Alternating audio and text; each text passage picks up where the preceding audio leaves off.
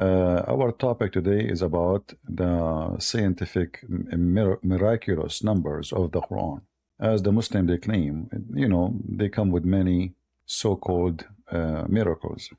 And here, if it is miracle, we will say it's a miracle. If it's something unique, we will say it's unique. If what they say is true, we will say it's true. If they would say what they say is false, then we have to prove it.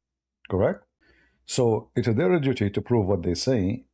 It's our duty, if we are opposing, to prove what we say. Can the Muslim prove what they say? Let us show you how they are lying to their teeth. This is Shabir Ali, who refused to debate me because he knew his size.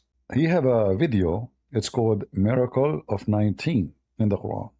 To give you background miracle about this miracle, it's a claim came with the guy, his name Rashad Khalifa. This is the guy who people from Senegal, they like him very much and they follow him and they consider him their messenger of Allah. Like Ultimate Fart and the other guy from Nigeria, he called me the other day. So those people, naive ones, they believe that this person really is sent by Allah and he is a special messenger for a special mission. The Muslim, they killed this guy. This is how much they believe him, to the point they killed him. So they killed him in Arizona. He's an Egyptian. I think he have a degree in engineering. So he's very well educated, not an ignorant person, for sure. And he used his, ability to deceive people. And Muslims, they are attached to anything. If you make a video right now, like, one day a kid, not even 20 years old, he made a video saying to me that the earth is a ball. And he quote for me a verse in the Quran says the word dahaha. But this is a kid, he's stupid. The word dahaha does not mean ball. It means the opposite, it means flat. You will notice that someone like Zakir Naik, he copied the same thing. And he starts teaching that this is what the word means. So imagine Zakir Naik copying a kid, making a stupid mistake, claiming this is what the Quran is saying. So they copy each other. They don't, nobody really check what they are saying. And this is Shabir Ali, because he is just another a format of lying and liars. And I challenge this guy. I challenge any guy right now. And you will see right away, anyone who speaks Arabic is willing to call us and we count the words they are talking about, we will get you busted in 2 seconds. All the numbers they mention in their numbering theory is just a flat lie. I will let you listen a little bit for what Shabir Ali want to say, so we can laugh together. And we don't reject the obvious findings which are connected with the book. And what are some of the examples? Well, we find that the Quran actually draws our attention to 19 in a verse of the Quran in the 74th chapter, the 30th verse. The Quran says, "Alayha tis'ata ashar," over it are 19. And within the context, what it means is that there are 19 angels guarding hell. So it's not so much about the number 19 itself as a phenomenon in the Quran. It's just talking about 19 angels guarding hell.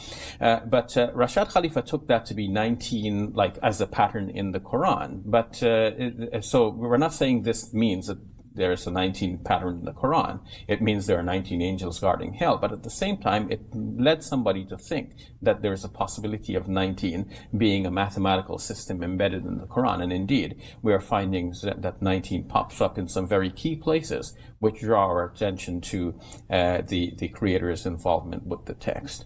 So I know you know more. So what are some of the other examples? So right here, where it says over it are 19, that's in the 30th verse. The very next verse, the 31st verse of that 74th surah, explains in detail why God made 19 angels to guard hell. And it says that this is in order to strengthen the faith of the believers and even to give certainty to the people of the book who might be looking at the Quran. And at the same time, I want you to remember this. The verse says to give certainty to the people of the book. I want you to remember this because this is very important. Let me play it again. So what the verse saying? That this verse will give certainty to the people of the book. Who is the people of the book in the Quran? Christians and Jews. Interesting. We will see what does that mean soon. Strengthen the faith of the believers and even to give certainty to the people of the book who might be looking at the Quran. And at the same time, this same phenomenon will cause people who want to doubt to say, well, what does God mean by all of this, to derive the information. Now, this verse, which goes into such great detail explaining the wisdom behind the 19 angels, actually comprises 57 words, which is 19 times. I have a challenge to Shabir Ali. if he dare, I'm not a rich man, but if he dare, and this is a challenge for him only, if he dare to call me or let me call him, and we count the numbers of the word together. After we count them, if the number is correct, I will give him from my pocket $5,000 as a gift. You are the biggest, fat, stupid liar ever. Take my challenge if you are a man. I want anyone who is a Muslim to communicate with Shabir Ali, tell him, do you want to make $5,000? Easy teasy. You call me, it will take not even 3 minutes to count the words, live on air. You win, you get the money. The biggest fat liars ever in history. But I want to stop here to show you how Muslims they lie. We can go right now and we can count the words. And you will see that their numbers does not even match, does not even get close. And I will wait, maybe we can get some Muslim who speak Arabic, someone who is very well educated, he know Arabic very well, and we can count together and we can laugh. However, the number 19 is not only based on that verse. Number 19 supposedly appear from the first verse in the Quran. If we go to the first verse in the Quran, we will find that the numbers of the letters is way more than 19. And that will destroy all the theory, because all the theory, it's a complete theory. It's not like one verse here. No, it's like all those verses he mentioned, they have to complete the theory together. If one of them did not work, then the whole theory is not working. In the top of that, this guy Rashad Khalifa, in order to make his false calculation work, but did not work, by the way, but it just, who's going to count? The one who don't speak Arabic? No, the Muslims, they use it. This is Ahmed Deedat, and this is Ahmed Deedat, and this is Ahmed Deedat.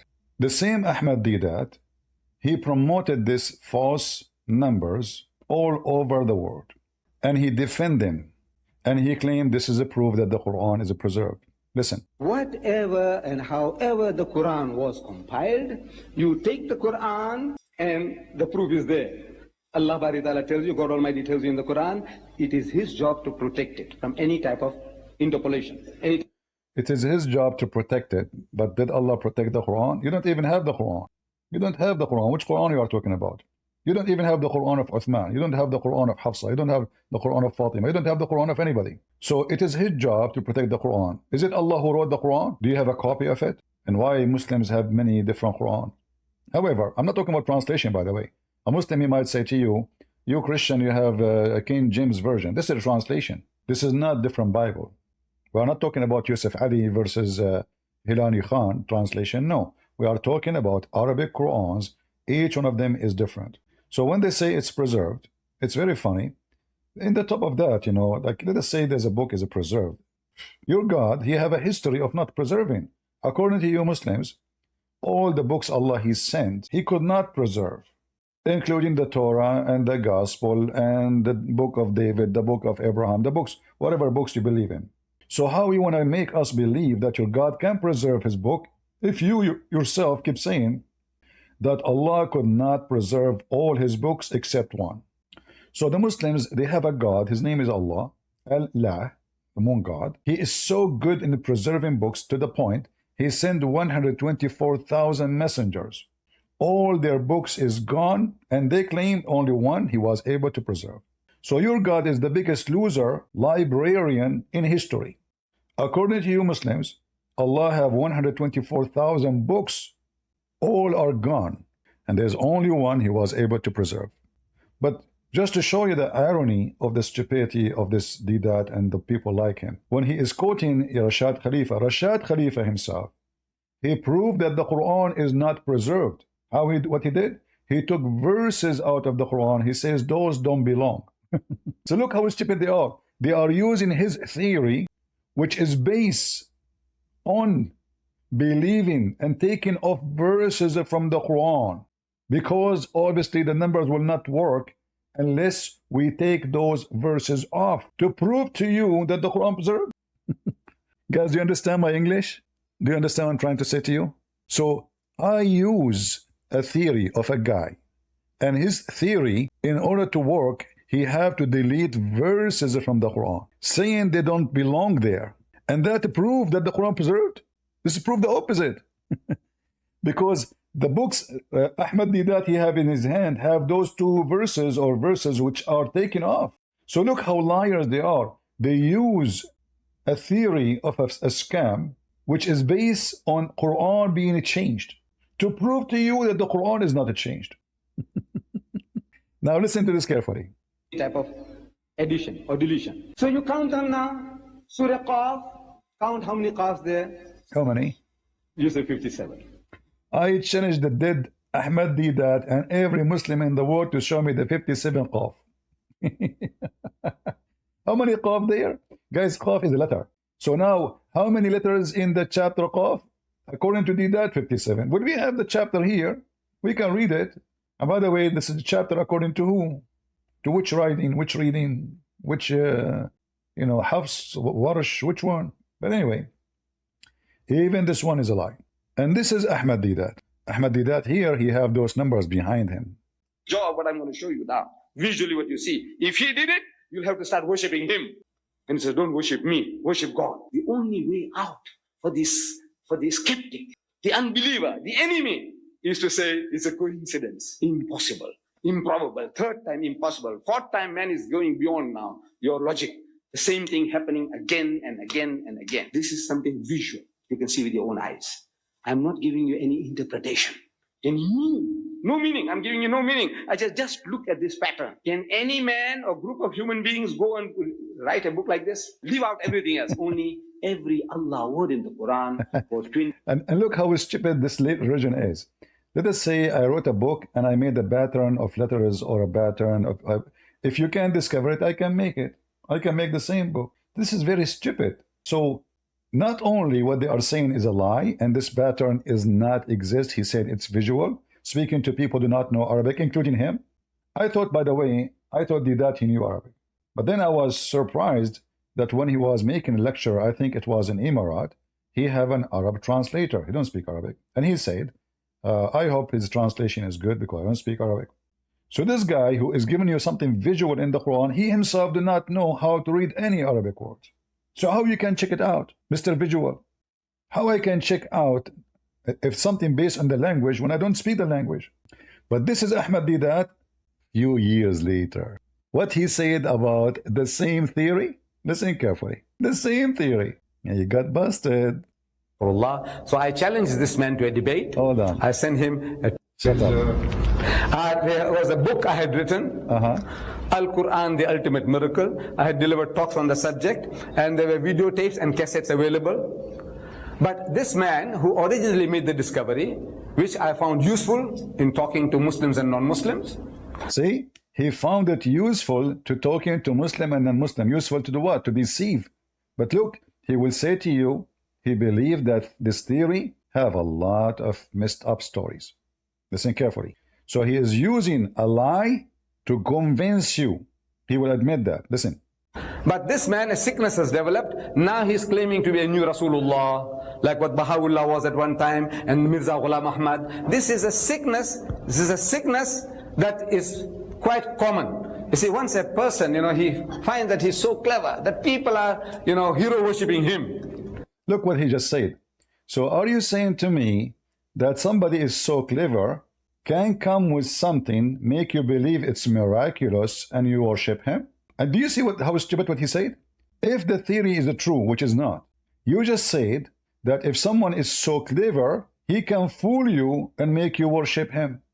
Is that the case the same for Allah? Or the same for Muhammad? Do you see how stupid, hypocrite they are? So suddenly now, this guy, he is a fraud. Suddenly he is just so clever, trying to make people worship him. So if he is a bad person, how Allah is using him to discover such a miracle? If he is satanic, because if he claimed to be false, if he is false, is he a fraud? If he want people to worship him, that means he's Satan. So how Satan is proving the Quran to be right? Are you with me, guys? Do you see how stupid this religion is? How stupid those sheikhs are? How hypocrite they are? So they use this guy words to promote Islam everywhere. And now this guy, he announced himself that he is the messenger of Allah. They did not like that. They closed their eyes that even he took verses from the Quran. Is it possible that Deedat do not know that this guy, he deleted verses from the Quran? Is it possible? There's no way. He closed his eyes. He put it in his book. He made a lot of money by putting the whole theory of this guy, Rashad Khalifa, in his books, in his CDs. His CDs, his audio sold all over the Middle East, in Saudi Arabia. Millions and millions of dollars came like rain. And now a person asked him, what you say about Rashad Khalifa lately? So now he start slandering Rashad Khalifa, who he himself, he used his teaching to fool people, to lure people into Islam. And he finds that he's so clever that people are, hero worshipping him. And whatever I say, I know these people will believe. Did you hear what he said? And whatever I say, those people, they will believe. Did you hear it? So when you believed him, you were a fool? Are you saying, Deedat, that you are a donkey? So now it turned to be that this guy, he think, whatever I say, people will believe it. This is what you did. And you made money from it. Okay, tell us more. And whatever I say, I know these people will believe. So the man creates a sickness. This man, I can make claims. Today, this guy called Rashad Khalifa, he is the man who discovered this theory. Alayha tisat ashar. Now he said he is a new Rasul. He's a messenger of God. There are certain flaws in the theory. What? What you just said? There's 13 flaws in the theory? So how the theory stay together? Did you put cement to string in the theory? If there's a flaws, it means the theory is gone. If there's a flaws in the theory, why you put it in your book? Do you see the hypocrisy? They put him in the corner. A guy, he asked him a question. How in the world do you accept this? Scam. So now he did that. You want to save his ass. So all those videos speaking about how amazing, how wonderful. There's no way you can find pattern like this by mistake. It turned to be a false. What happened to the person who was very sure? 83 years in his head. And you watch how he bleats like a goat. Coincidence, coincidence, coincidence. Watch. Coincidence. So this theory have a flaws, which mean all of it is a lie. Because if we have one thing in it does not match, that means the whole thing collapses. And I can start from page number 1 in the theory to the page number last one, and we will find that all of them, all the numbers are fabrication. However, we will go to what Shabir Ali he said. Made 19 angels to guard hell. And it says that this is in order to strengthen the faith of the believers and even to give certainty to the people of the... To give certainty to the people of the book. People, what do you think about the sentence? What does that mean? How that will give certainty to the people of the book? Angels to guard hell. And it says that this is in order to strengthen the faith of the believers and even to give certainty to the people of the book who might... All right. Now let us see who is the one who came with the number 19 then. It was the Jews. You see, he just said that this is to give certainty to who? To the people of the book. The Jews, they fool Muhammad. They leak questions they are going to ask him. They mention between the Arab, people, like in our religion, we have 19 guardian for the hell. We are going to ask Muhammad how many they are. If you do not know, that means a false prophet. So the stupid Muhammad, he got the bait. The Jews don't believe in such a garbage. Neither the Christians. And this is why Muhammad, he chose in this number to give certainty to the Christians and to the Jews. So the stupid Muhammad,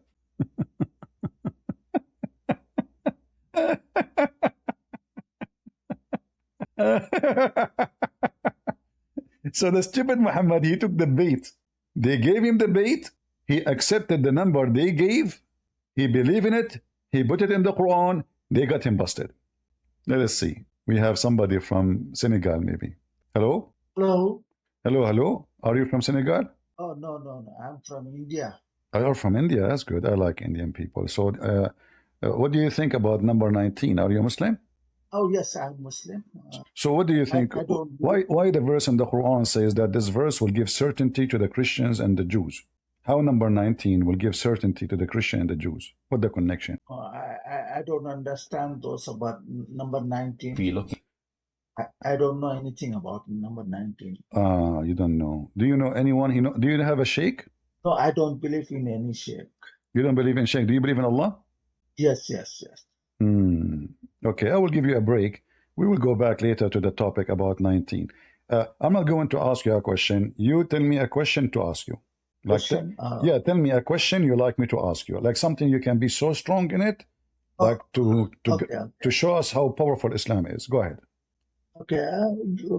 How do you get your Bible? How I get my Bible? Yes. I open my closet. How you get your Quran? Oh, okay. Our Quran came to Jibril, the angel Jibril, and he gave it to the Prophet Quran Muhammad. Came with the angel Jibril? Yeah, Jibril gave it to the Prophet Muhammad. Seriously, are you sure?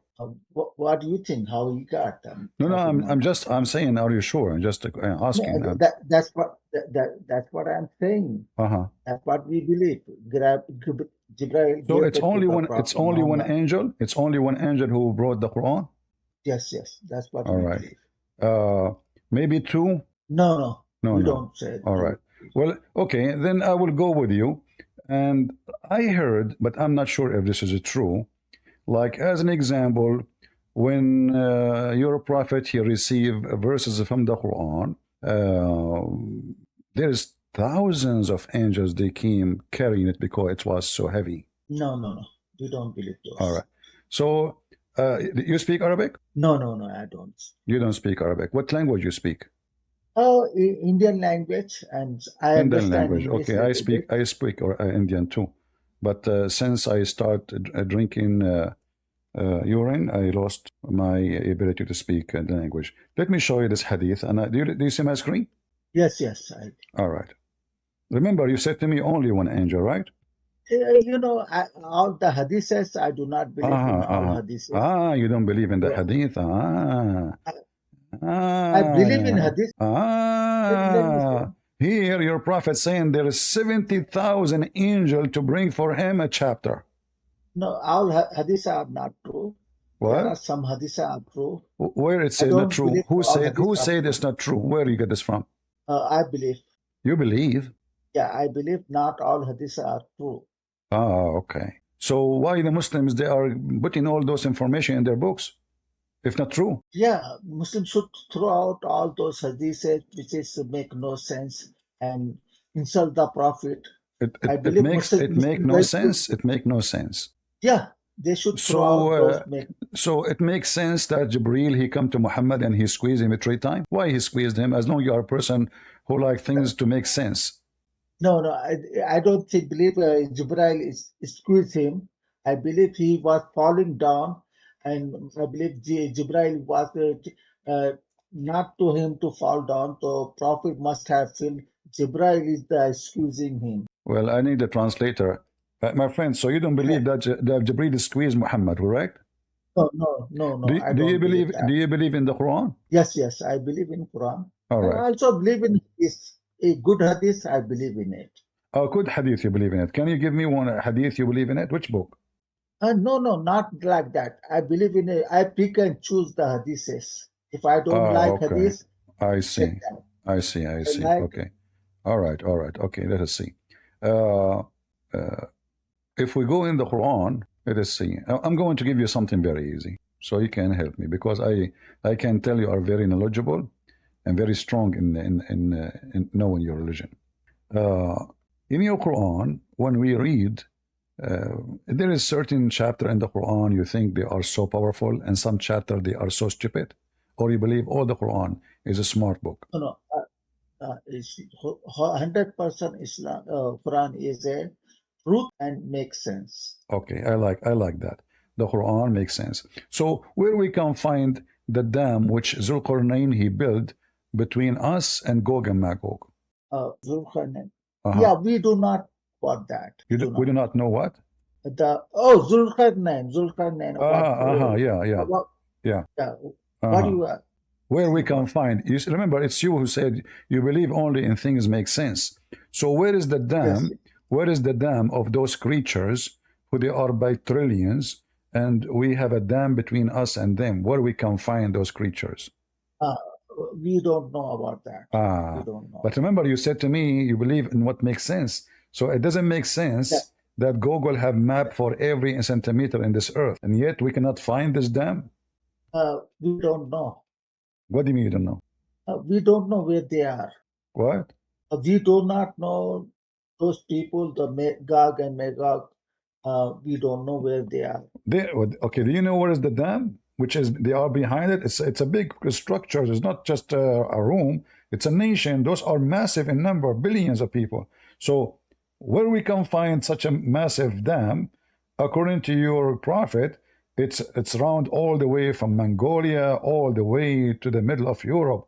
Where we can find this dam, even the mountains of the Alps, the mountains of Zagros, the mountains, all Europe, all of those are included as part of this dam. Where are they? No, it doesn't say anything like that. It just Okay, hold on. I will go with you. Guys, it doesn't say anything like that. No, it says, he reached, he keep going. This guy is Zulqarnain. First of all, he arrived where the sun set. Do you know where the sun set? No, it's just a figurative language. Oh, it's a language, but it says he arrived there. Yeah, sometimes you see the sun is rising from the sea. From the sea? The That- sun that's- rising from the sea? No, just we see that sometimes sun rise from the sea. Okay. To see that. But you see, the problem here, according to the Quran, Allah did not say he found the sun set in the sea. He found it set in a muddy, boiling spring of water. How you can see? How you can see a boiling water in a spring and the sun is diving there? It's a spring of water, a small water. Yeah, it's sometimes sun appear to sitting from on the sea or on the river. The sun sometimes set in the river. The sun sometimes set in the river. It look like. How you can see that? I mean, the river is so small, and this is a spring of water. Yeah. It's not even a river. It's a spring of water. In the spring, it's a small ground, small water. This is why it's called a spring. You're taking literally in this. It just appear to. It's just appear. Okay, give me the meaning of this, guys. It's not literally. So what he meant, Allah by saying he found the sun setting in a boiling spring of water. What does that mean? Yeah. It's appeared to him. I think. No. Okay, you see, you are the one who says, you are saying things is not there. Are you correct in the Quran? Can you show me where it says it appeared to him, the word appeared to him? Where it says appeared? It says he found it. It doesn't say appeared to him. He says he found it, and he found near it. He found near the sun. He found near the sun, near the place where the sun, set. Near it, he found people. This is not metaphorical. Those are real people. Yeah, you see, we do not believe sun sit on the mud. Is that correct or so wrong? Are you saying the Quran is lying now? You said to me this is metaphorical, but you failed to tell me metaphorical of what? What is metaphorical? The sun is sitting, he found near it. The sun sit in a muddy, boiling water, in a spring of water, and near it he found people. What does that mean? Do we believe the sun sit on the muddy water? This is what your Quran is saying. But we don't believe that. Who? The Muslims do not believe sun sit Who on said the so? muddy. The Muslims always believe in that. The Muslims always believe. Hey, your prophet believe in that. Your prophet himself believe in that. Okay, let me show you. This is your prophet. He said he believed in that. No, he was riding. He was riding his donkey. He asked his companion. He asked his companion, "Do you know where the sun set?" He said, "No. Allah and His apostle knows best." The prophet, he said, "It's set in a spring of boiling water." Hamia is not warm. Fast translation is boiling. So your prophet, he did not say this is how he thought. He didn't say it appeared to him. He didn't say all the garbage you Muslim you lie with. He said this is where it said. So did Muslim believe that sun sit on the muddy water? If the Muslims don't believe in this, that means the Muslims are not Muslims no more. Because if you deny what your prophet saying, what your Quran saying, that means you deny your religion. So are you denying your religion now? We do not believe sunset on the That's when you muddy don't believe the water. Quran. I mean, who knows the Quran meaning, you or Muhammad? No, no. What no? We The just Quran says the sun set in murky water. Who are anyway, you? brother. The Quran says that. The This Quran says that. And your prophet explained it. He said yes. okay. You know that there are other verses about talking about the sun. They orbit. So how they orbit in the sky when they sit on the muddy place. There is a verse speak about the sun orbit. Yes, Are you yes, sure you want to talk about it? yes, yes. You want to call a friend before you do this mistake? No. You can talk about. Well, this is the or I orbit. will, This is the orbit we are talking about. The sun goes to a station, not orbit. No, it's a station. Mustaqarrin laha. This is a station. The station is the hot water. Let me show you. Here we go. You Muslims are very weird. You know, this is what the Quran is saying, and you just got your prophet busted again. Look what you did. Why you do that? Did I pay you? Be honest. Are you paid by Christian Prince? Somebody paid you? Somebody like, you know? Look, this is the Quran. This is your prophet explaining the verse you are talking about. He said, once I was with the prophet in the mosque at the time of the sunset. The prophet said, "O Abu Dhar, do you know where the sun set? Where? You see the word where? Where the sun set? Where?" I replied, "Allah and His Apostle knows best." He said, "It goes." Do you see the word it goes? It goes and prostrate under Allah's throne. And that is Allah's statement. And the sun runs into a fixed course for a term decreed. And that is the decree of the Almighty, chapter 36, verse number 38. This is the orbit you are talking about. So the sun goes every day from the east to the west, under the throne of Allah, which were above the spring of the hot water. How we prove that? Let us show you. Hold on. Where is the throne of Allah? Is it true that the throne of Allah is above the water? No. No. Are you sure? Yeah. Okay, let us see. Don't bring the hadiths. Okay, just This is what your prophet said. So are you making poo on Muhammad now? You say I don't believe what Muhammad said. The hadith is written by not by prophet. This is written by the people. The Quran not written by the prophet too. The Quran itself not written by the prophet. The Quran is written by you Muslims. Muhammad did not give you a book. Yeah, he dictated. Dictated? Yeah. No, you don't have the book of Muhammad. Nobody have it. And as you see, you're a prophet saying that the throne of Allah is above the water. So the sun goes every day from the east to the west. So go in the spring of boiling water, which is under the throne of Allah. Huh? You do not believe sun sit on muddy place. You don't believe. But this is the Quran saying. Why you are changing the Quran? Isn't it the Quran said the sun set in a muddy spring of water? No, you don't believe that. What do you mean you don't believe? Isn't it this is what the Quran is saying? No. It is in front of you. He found it sitting in a spring of a black, muddy, hot water. Yes, it's appeared to him. Can you show me the word appear? Where it says appear to him. The one is talking is Allah. It's not the guy. Allah is saying he found it. He's saying he's not saying he thought. But we don't believe, brother. The Jews, again, guys, again, listen carefully. You see how the Jews, they got Muhammad busted. That's why he hated them very much. The Jews, they came to Muhammad, they got him busted. The idiot, he's a fool. They told him, we want to ask you a question about the prophet of Allah. His name, Zulqarnain. Muhammad, he got the bait again. He could not answer them right away. Took him almost 3 weeks. Then he came and he said, Allah gave me the answer. That's why here it says, and they ask thee about Dhul-Qarnayn. Who they are asking him? The Jews again. So Muhammad now believed the Jews. The Jews saying he's a prophet. Okay, let us make him a prophet. This is a story written by a Christian, bishop. The Christian, even some Christian believe he's a saint. So he's a very amazing writer. He wrote poetry. They call him Saint Jacob or Yaqub, the Syriac, the Syriani. He wrote this story. It's a fictional story about Zulqarnain. Zulqarnain is nothing but Alexander the Great. He's a real person, but the story is fiction. The foolish Muhammad, he learned from the slaves who they are, the Quran even mentioned them to those 2 slaves who they are coming from Assyria. They speak Syriac. They mentioned to him the story of Zulqarnain. The stupid Muhammad, he believed this is a true story. He came to the Jews, he told them, you are asking me about Zulqarnain? Here we go. Allah told me about him. This guy, Allah gave him, established for him all the earth. Okay. Is that a metaphorical? Abdul, is that a metaphorical? My name is not Abdul. Your name is Abdul for me. All of you are Abdul. You like it or not? So now, we established him in the earth. Is Allah saying metaphorical? Jesus, my name is not Abdul. Okay, what's your name? My name is Sayyid. What Sayyid mean? What's my name? I know what Sayyid mean. What Sayyid mean? Do you know that your name is a blasphemy against God? You just called yourself the master. This is what Sayyid mean. Are you the master of Allah? And you're talking nonsense now. This is what Sayyid mean. You just talk nonsense. Anyway, brother. So listen. You see, Abdul, listen. Focus with me. So now, according to your God, this guy, he controlled the whole earth. Did Alexander the Great control the whole earth? Did Alexander the Great control the whole earth? Or the story of the Quran is stupid? Jesus Christ, my name is not Abdul. Take a hike. Do we have any smart Muslim? We go back to our topic.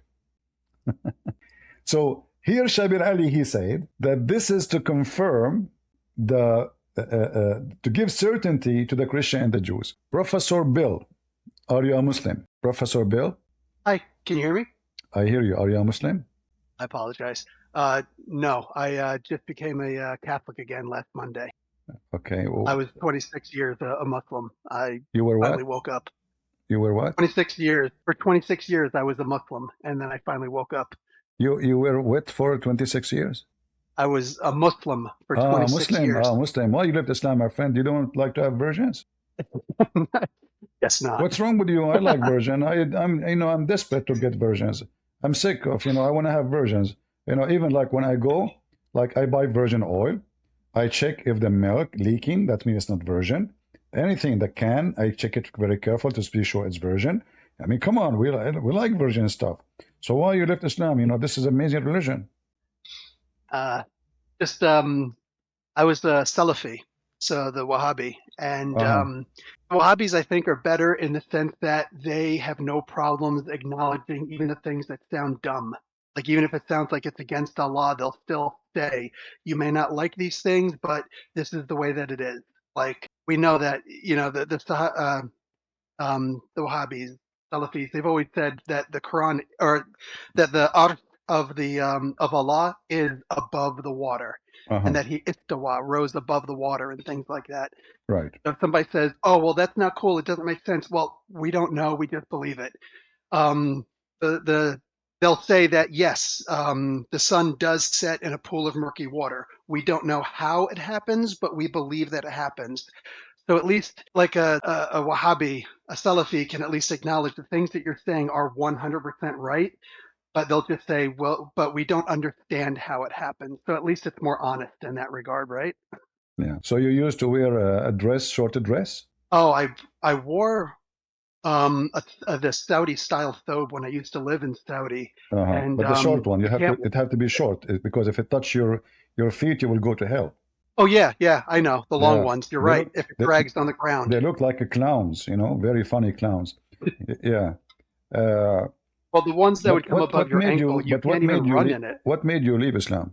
I guess that since I was a Salafi, I would read everything, I would see all these things, and I guess I finally woke up, and I just got to the point where I said, I can't believe in these things anymore. What if I try now? What if I convert you to Islam again? I have tons of reason to make you become a Muslim again. You want to try? Yeah, I hope not. Yeah, like as an example, how Allah knew the following things. That women, they have a sperm coming from their ribs. Oh yeah, absolutely. From behind the ribs. Not from behind the ribs. From the ribs, not from behind. This is scientifically proven to be true. Most of women, all the women actually, they don't have a breast. They lie to us. Those are breast testicles. So the men, they have two balls down. The women, they have two balls up. And the Quran made it clear for us. They fool us. They say those are nipples. They are not. Those are balls, but they have pimples on them. So the Quran discovered a lot of things which nobody knows before Allah. As an example, sperm come from the backbone. How Allah knew this?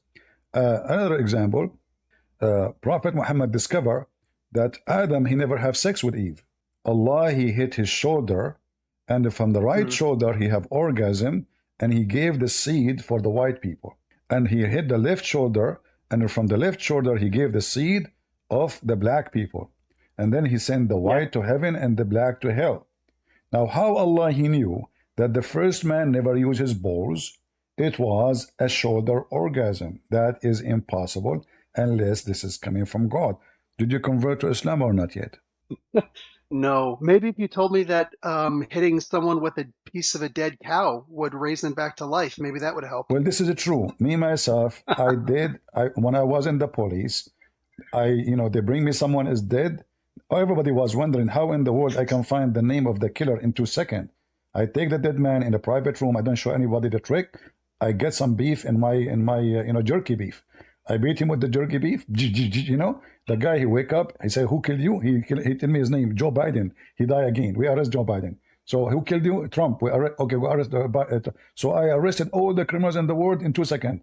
Jerky beef and dead man work together. It's true, scientifically proven to be true. At least it was halal. MashaAllah. Yeah. All right, my friend. Thank you very much for joining. Hey, And real quick, I wanted to comment on the on it is 19 thing. One of my in-laws for my ex-wife, he actually you divorced her now? You divorced your wife? Oh, that was my first marriage. Oh, okay. Yeah. It was just whatever. But anyway, her oldest brother was actually on that idea, that ideology, and I remember one of the things he said was that one of the texts in Surah Al-Fatiha, when you say it out loud, every time your lips will touch 19 times, and that was the proof that Fatiha was perfectly okay. That's deep. But the funny is that the first number one have 24 letters, not 19. Yeah, it's a lie. Yeah. Anyway, so if you believe in Hey, something, you my believe in wife something. is brother. My wife is still Muslim, so if you could maybe throw a prayer or so to help me wake her up, I would appreciate that. Well, she can join us and she can call me if she wants. You can join her too. Or she can listen to us in the chat if she is shy to talk. All right. Thank you. You're welcome. All right. We go back to Shabir Ali. You got the Quran. So Shabir Ali, he mentioned here that this verse will give certainty to the Christians and the Jews. How that will work? Why the Christians and the Jews will have certainty after they hear this verse? Remember, Muhammad here, Shabir Ali saying, this will give certainty to the Christians and the Jews in the time of Muhammad, not now. This is to give certainty to who? To the people of the book. Where? In the time of Muhammad. So how that will give certainty to the Christians and the Jews, we will find out in 2 seconds. Believers, and even to give certainty to the people of the book who might be. Wonderful. The reason he mentioned that because the stupid Muhammad, they told him that the Christian and the Jews, they believe that the guardian of the hell are 19. So now Muhammad, he agree with them. This is not a miracle. This is a stupid, because this is not what the Christians and the Jews believe, number one. And this is the stupidity of Muhammad, proving that he is a fraud. He copied what they said to him. Let us show you reference. We don't like to make stories without reference. I will try to find some reference too, not only in Arabic, but in English. This is Tafsir al-Qurtubi. All right? This is Tafsir al-Qurtubi. All right. Now we will know why Muhammad, he mentioned this number. It was not his choice. It was the deception of the Jews. They fooled him to get him busted. Read carefully with me. This is al-Qurtubi. I will translate for you in front of your eyes. God Almighty says, so that those who were given the book may be certain, that is, so that those who were given the Torah and the Gospel may be certain that the number of the treasures of hell agrees with what they have. This was said by Ibn Abbas, Qatada, Al-Dahhak, Mujahid and others. Do you then see it it? is possible that he means. Do you see it? Agree. He gave them this number. So the people of the book, the people of the Torah and the Gospel will have certainty that Muhammad is truly a messenger of God. Why? Because this is the number. Agree with what they have. Do you see it? Muslim Abduls, do you see it? You're a prophet. It is not him who made the number. It was the Jews. They trapped him. Now, who is the Muslim can show me that the Jews and the Christian, they have 19 guardian for hell? Any Muhammadan? I will post the link in Discord, and maybe the admin can shorten the link and post it in YouTube, please. Today, Rumble is not working. For some reason, it did not work. I don't know why. So if somebody tell the people in Rumble to come over, please. Yeah. And later maybe I will try to reload the video in Rumble. Because, you know, we cannot keep videos for long in YouTube, so Rumble will become our like archive. So as you see here, this is what the reason for Muhammad did that. Let us see, maybe I can find something in English. Give me a second. Let us see. All right. If we go to Ibn Kathir, we will find this. Ibn Kathir. Where is Ibn Kathir? See why Muhammad, he hate the Jews? They always trap him, fool him, and get him busted. And this fool, he take what they say for granted. Let us see. All right, let us see if we go to Ibn Kathir. I'm trying to find in English. So if we go in the Quran, we look for this verse. This website is messed up. The second you post something. All right, let us see. If we go Ibn Kathir, where is Ibn Kathir? Here. And then we go to Al-Mudathir. You will see right away that Muhammad, everything he have is coming, you know, it's just trying to make the Jews happy, specifically the Jews, because they always get him busted and they expose him and they lie to him and he believed the lie. This is why the Quran, in chapter 9, verse 28, it says, he is an ear. 61, sorry. 61. He is an ear. Why they call him an ear? Because simply he is an ear. He, you know, he take what he hear from people. You know, he accept it, he believe it, and then he put it in his book. So if we go here in the Quran, let us see if this is the English translation here. Where is the word? People of the book. You see, I'm trying to find you the English one. Otherwise, I have to show you the Arabic, because the English, usually they hide a lot of information, and the English is not really, not even 1% of the Arabic Ibn Kathir. Let us see here. It should be here. And do not doubt to be left to the people of the scriptures and the believer that those are the heart and disease. All right, meaning the wisdom, etc. So no, this is not what we want. Well, if I have to show you in Arabic. Give me a second. Always Ibn Kathir in Arabic is different from Ibn Kathir in English because they lie in the translation. You cannot take what they say for granted. Let us see Ibn Kathir, the interpretation of this verse.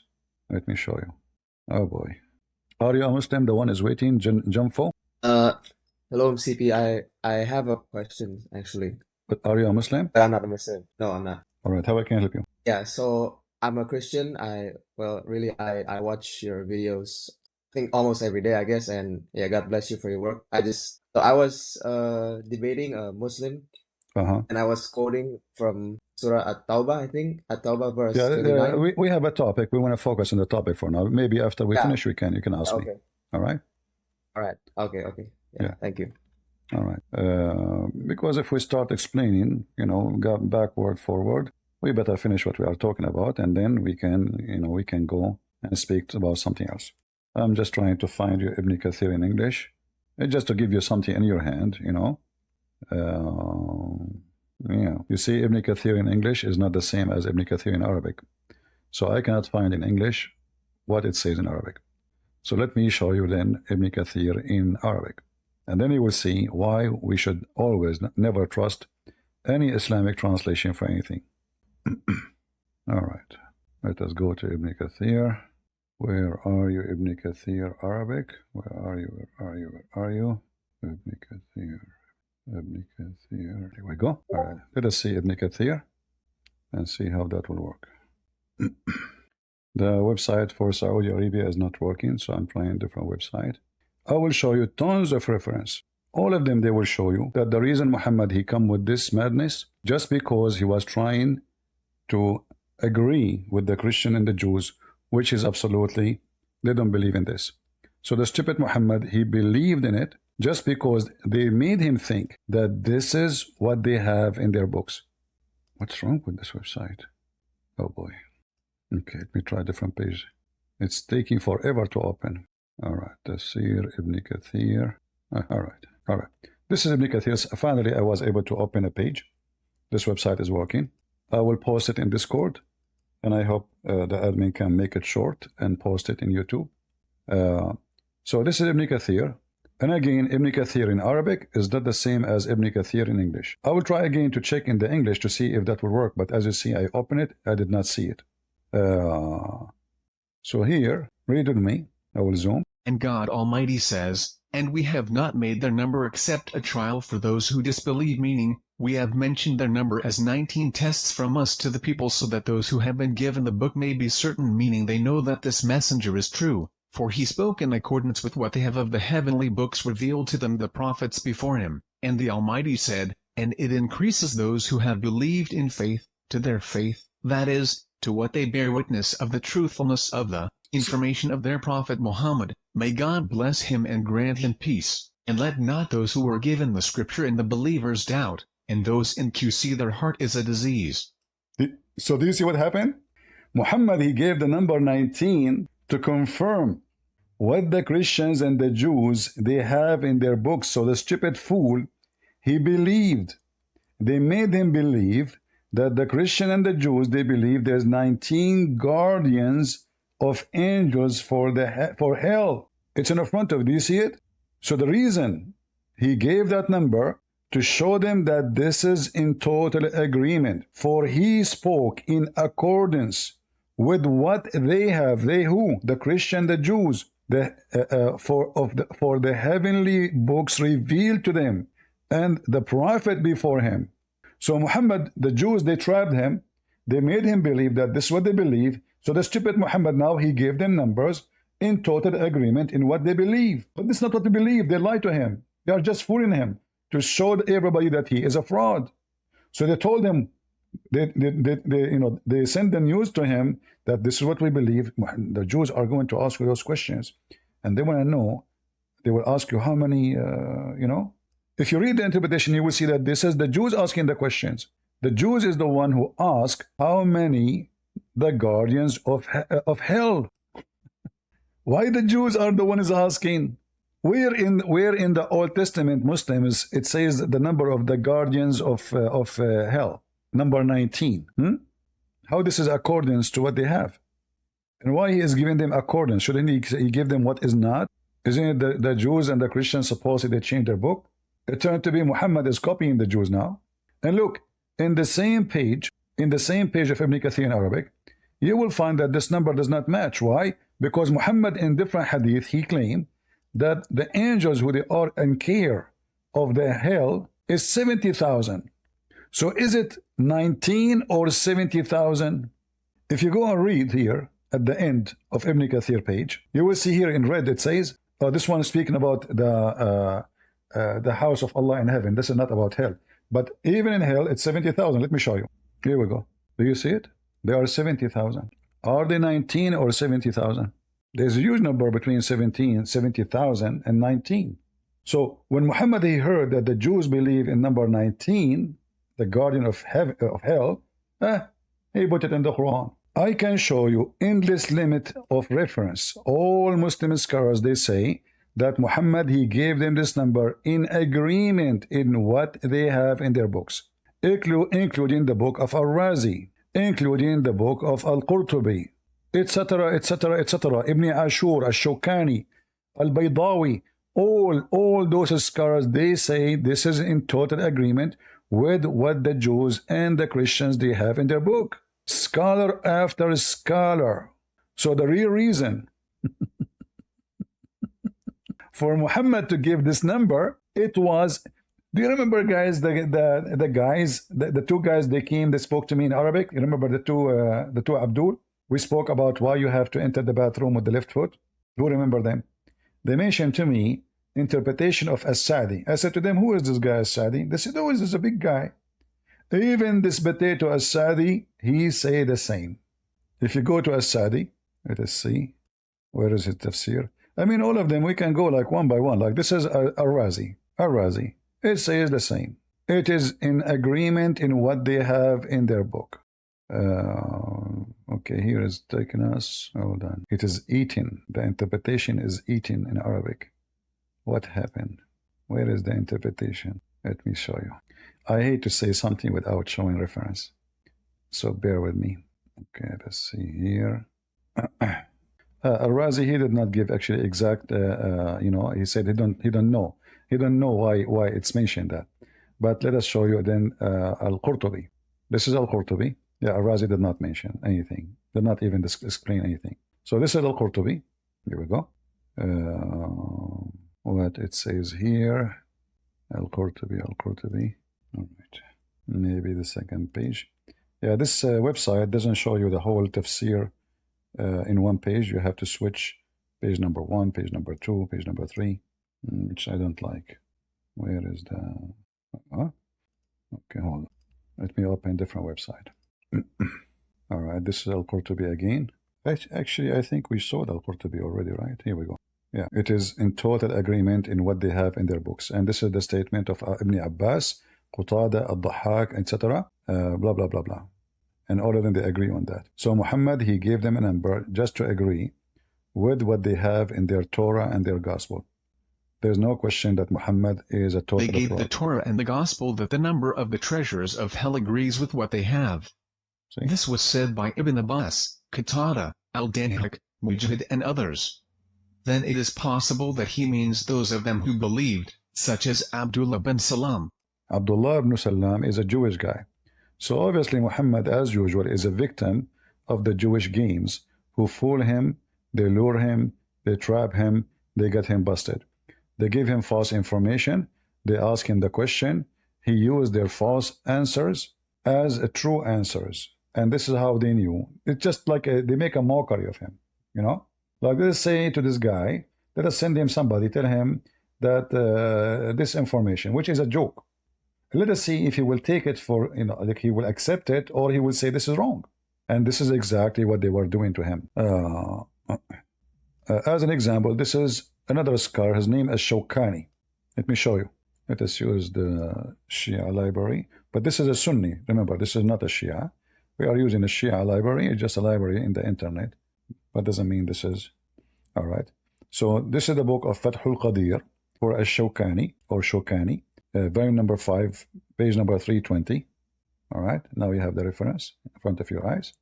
All right, now we go down, and you will see it says that the reason he gave them that 19, the number is 19, for this is in total agreement with the numbers of the guardian of hell in their books, the Torah and the Gospel. What is meant by the people of the book, the Jews and Christians, is to agree with what was revealed from the Quran, that the number of the keepers of hell is 19 of what they have. See it? So the whole idea of this 19 have nothing to do with miraculous, and the calculation is absolutely false. It's a scam, and Muhammad is a fraud again. He is copying what the Jews said to him wrongly. The Jews are making fun of him. The Jews are the one who ask him, do you know how many there are? Do you know, Muhammad, how many the guardian of heaven?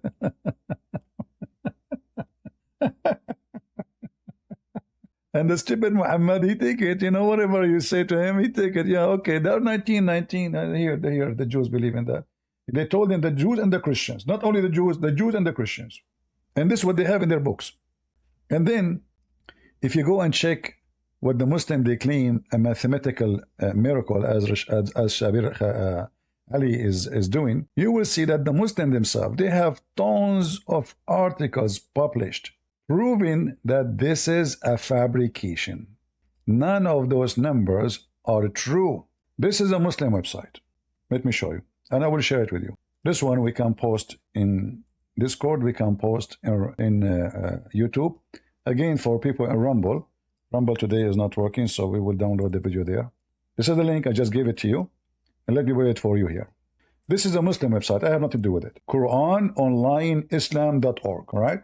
So they are making a study of what he said, and they show you that little study of the numbers he gave is nothing but a fabrication. So they are quoting what Rashad Khalifa is saying, and then they check it out. They check the numbers, and they will show you that those numbers are nothing but a fraud. They are not true. Far away from reality and what is there. Part 1 of the study, when 119, when the number did not add up, the frequency of forwards, blah, blah, blah, blah. So they are showing you how all of those are not there. I mean, this is just a lie. All is just a lie. The whole study is made by the Muslim, nothing to do with me. I am not the one who owned this website. You can contact them. This is Quran al-Islam on online islam.org. Who is a liar then? We have Malik. He want to join us. He's a Muslim. Go ahead, Malik. Hello? Hello, hello. Hello, hello. You are a Muslim, Malik? I am a Muslim. What Malik mean? You use Google or not? You use Google? Did your prophet use Google? No, you use Google. So use the Google if you want No, to but I'm know surprised. what Like, is. are you saying you do not know your name, what it's mean? I didn't say that. Ah, okay. So what's your name mean? Use Google. So your name mean use Google? No. Okay. What do you want to tell us? Go ahead. If you want to know, Forget what about my name forget means. about your name. Okay. So why you join us? Do you have any good news for us about Islam? Yes, I want to join and ask if you are dead. Yes. Who you gonna see? 3 gods or 1 God? Well, we believe in one God. How many you believe, Muslims? You believe in one God or 3 gods? I just asked you. You're We, gonna see 1 we God believe we or believe 3 we gods? believe in one God only. So if you die and you go to I don't know where, you see 1 God. Yeah, we will see Jesus. So not the Father. Well, Jesus is the visible image of the invisible God, because nobody can see the God the way he is, otherwise nobody will live. And even your Quran says that. Isn't it your Quran copying the story from the Bible that Moses could not see God? And Allah, he told him, if I will make this mountain see the back of my shoulder, and then the mountain collapse. So you will see Jesus. For Jesus said, me and the Father But is people one. thought, Listen. but Jesus said, but me, people thought you did. said, me and the Father are one. Whoever saw me, he saw the Father. So you will see, when you see Jesus, you see God the Father, you see God the Son, you see God the Holy Spirit, for the Messiah is the visible image of the invisible God. Now I'm asking you, And what is what and the Holy Ghost? true? Is it true? When I answered you, And who is the Holy Ghost? I answered you. Who is the Holy Ghost? It's my time. Okay. It's my time to ask you a question. Is it true that Okay. you're Muslim, when you go to heaven, Allah will do striptease for you? Is it true? I didn't hear you. Is it true that Allah, when you go to heaven, Allah will do striptease for you? No. Okay. Do you want to bet? Betting is haram. You want to bet that bet is haram? Betting is haram, I said. So I Do you don't want to do bet betting. that betting is not haram? I don't bet. I Okay. don't like betting. So, but are you a Muslim? Like, you know your religion, or or you don't?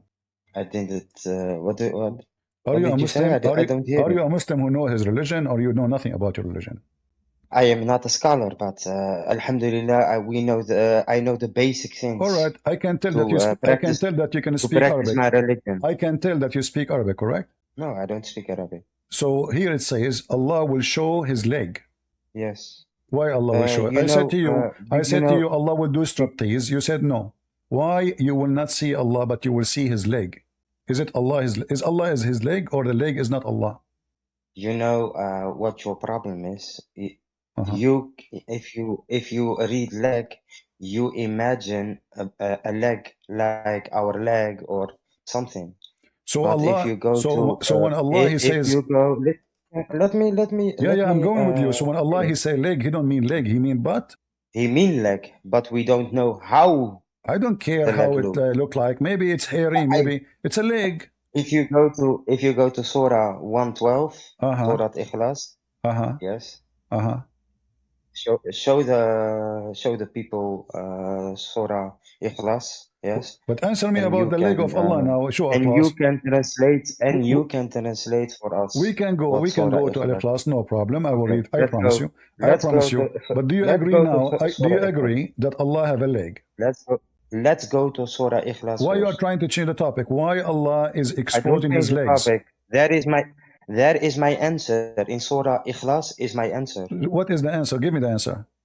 Show us Surah Ikhlas if you are a real Surah man. Ikhlas is. I advise you not to go there. Trust me. If you go there, you will be Surah sorry. Ikhlas. Okay, in front Can you of show us Surah Ikhlas? everybody. It's a very short surah. I know. With maybe in 4 or 5. In front of everybody. Do you believe that the chapter of Al-Ikhlas written by God Don't the wise change or by the a stupid topic. person? Don't No, change the because this is topic. a stupid verse. Don't change the topic. Read the verse. Here Don't we go. Read the verse. change the Read the verse. Read the verse. You said Read the verse. Read the don't verse. change the This is topic. We Al-Ikhlas. don't This is change the Al-Ikhlas. topic. This is Al-Ikhlas. Okay, Can you read it for us? I do not know how to read. You read it. You are an Arabic person, so you read Surah I am Al-Ikhlas. from. قل هو I الله am from. أحد. I am from. قل هو الله أحد. Uh-huh. الله الصمد. Uh-huh. لم يلد ولم يولد ولم يكن له كفوا أحد. Uh-huh. So let us listen to the Google Translate what you Okay, no, always tell me first, use. one by one. Okay, do it. Tell me one. Do Tell it. me. Tell me one by one. Tell me one by one. Do it, please. Hold on. Hold on. Can you use? Hold on. Hold on. Yeah, Hold on. can you use Google Hold on. Hold Translate on. Hold on. Listen. for the people who don't what it understand says? It Arabic? says, "Say Allah is one." One I don't what? speak. Say Allah is one. One what?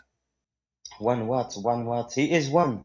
What? One is not two or three. No. It says in Arabic here. It says Ahad. Ahad is one of. It's not one person.